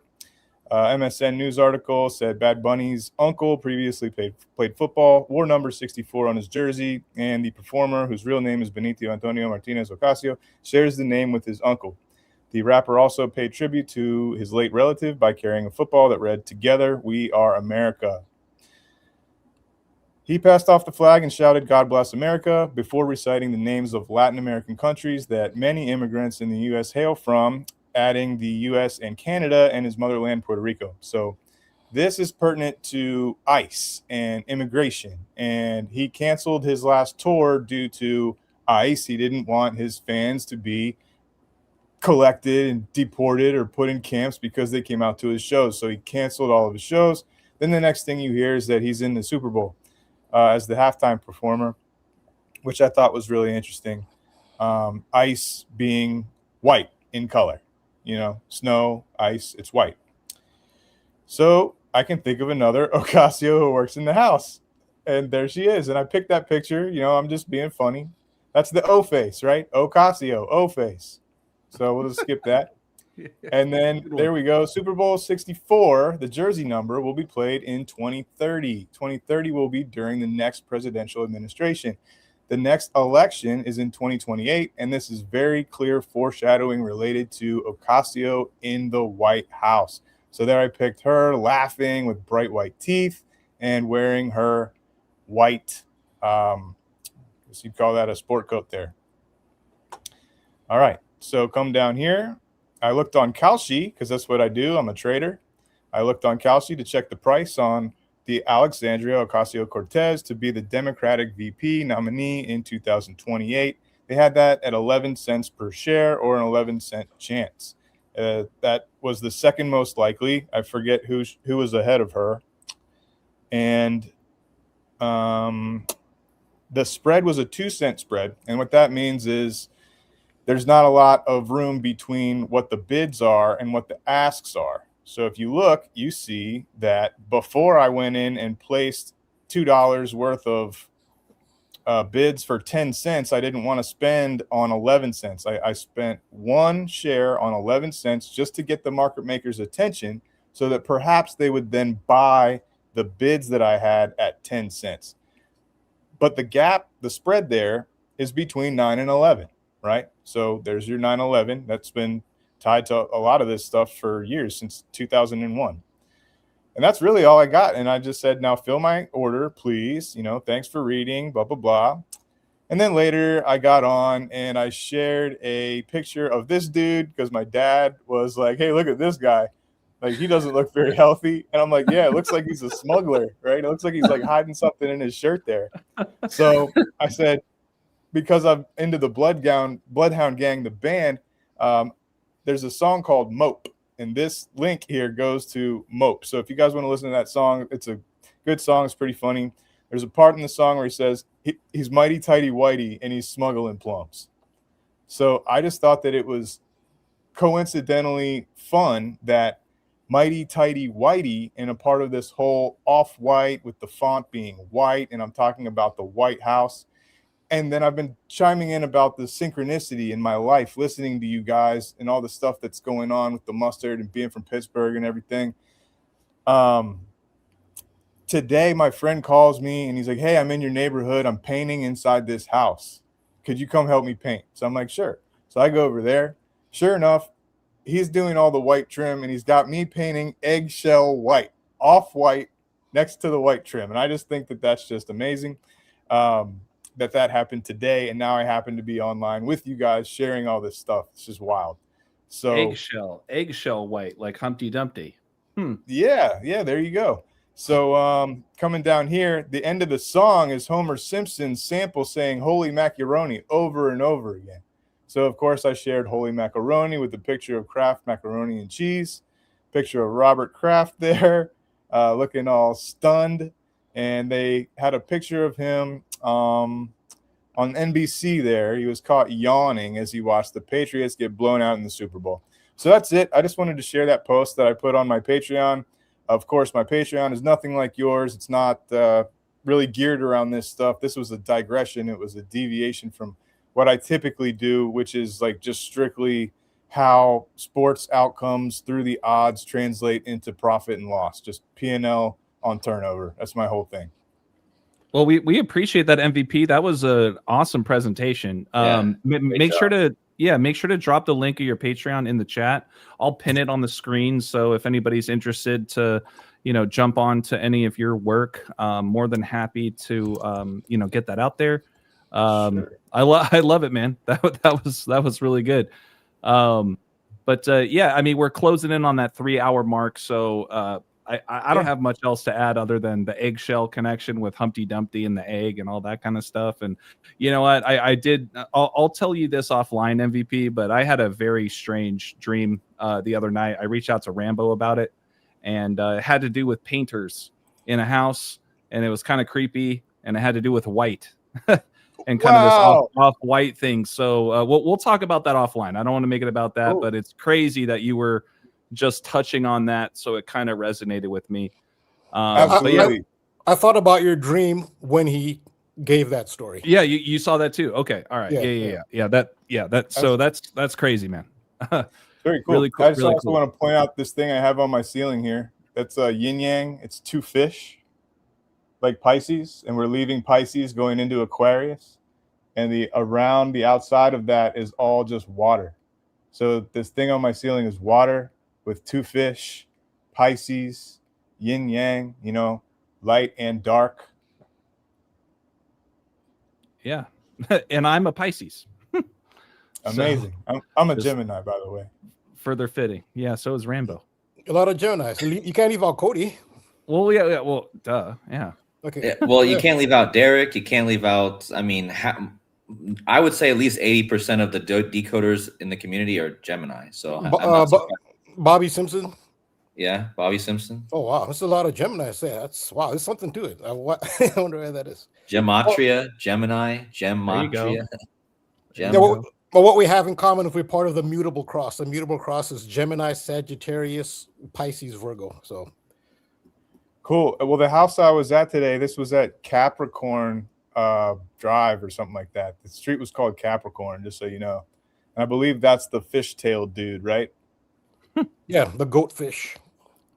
The goat fish. Okay. Dr. Savage is a Gemini. Cable X Dialex is a Gemini. All the Geminis are. I wish I could put out a poll and just see what everyone's signs are. That's crazy. Any Pisces in the house? Can I see one Pisces?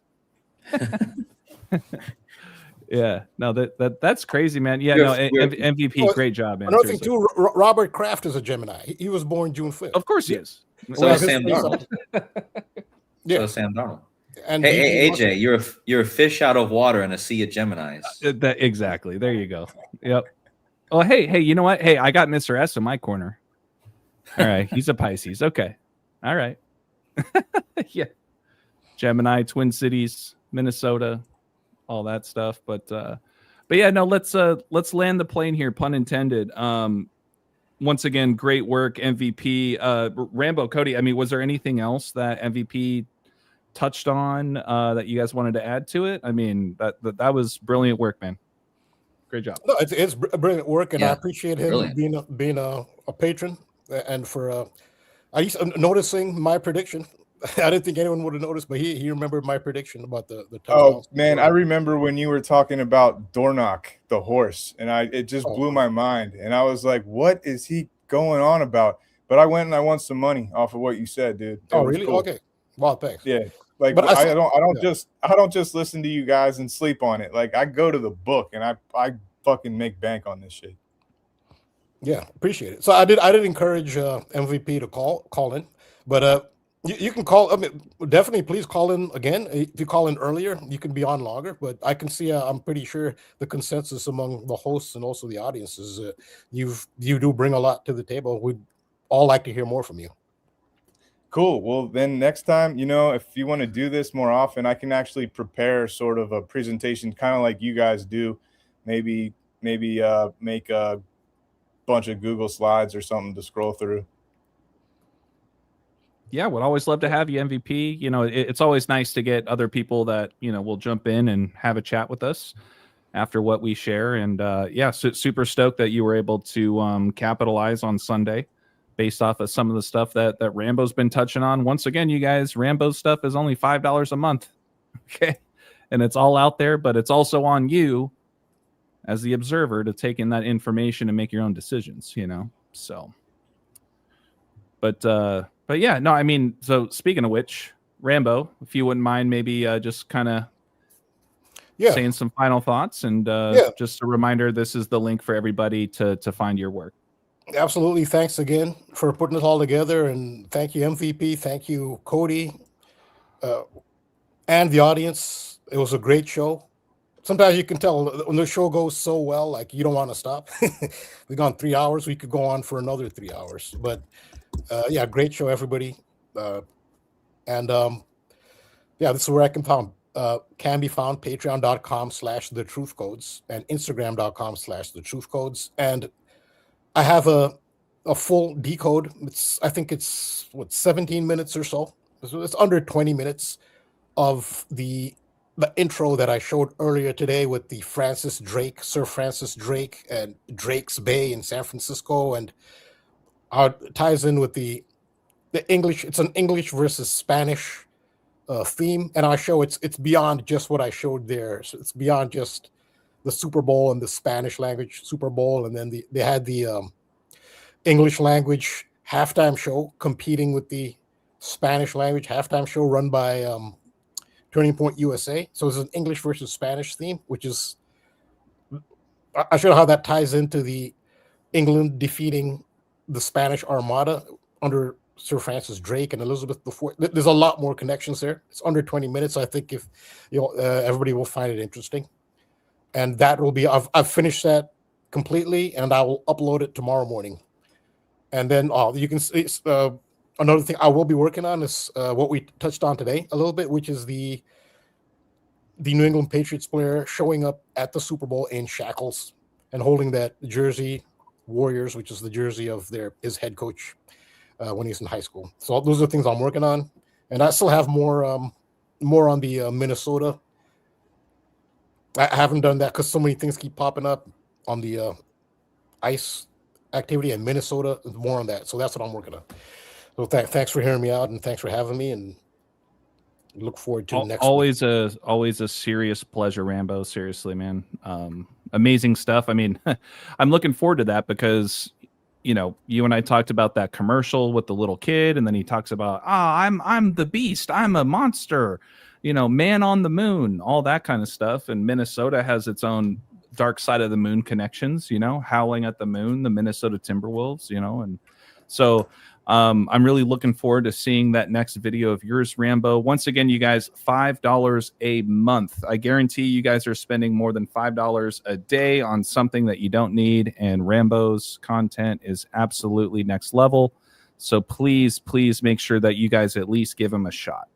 Patreon.com/TheTruthCodes. You guys can also find him on Instagram at TheTruthCodes, spelled exactly as it is. In closing, my name's AJ Ball Don't Lie, 3 L's in Ball. You guys can email me at any time at wordplaybook, 3 O's in book @gmail.com. I've written 11 books, and I think Rambo is maybe inspiring me to write my 12th about just Drake and the duck and the webfoot. Who knows? I mean, the Oregon Ducks were originally called the Webfoots, you know? So I don't think that's an accident. But anyways, you guys can follow me on these 2 social media channels, Instagram and YouTube. Thank you guys so much for tuning in. Seriously, it's been a blast. To Rambo's point, I mean, when it goes this long and don't really want to wrap it up now, we can easily go another 3 hours. I mean, should we just make this a 24-hour stream, just nonstop, just keep talking? You guys are the best. Last shout out, seriously, to everybody in the chat. You guys have been a phenomenal addition to every stream, honestly. And it's so great to see everybody always tune in every Tuesday night, best night of the week. We love you all. Kodi, get some sleep, brother. You guys have a great rest of your night, and we'll see you guys on the next one. See you, everyone. Peace out. Yeah, take care.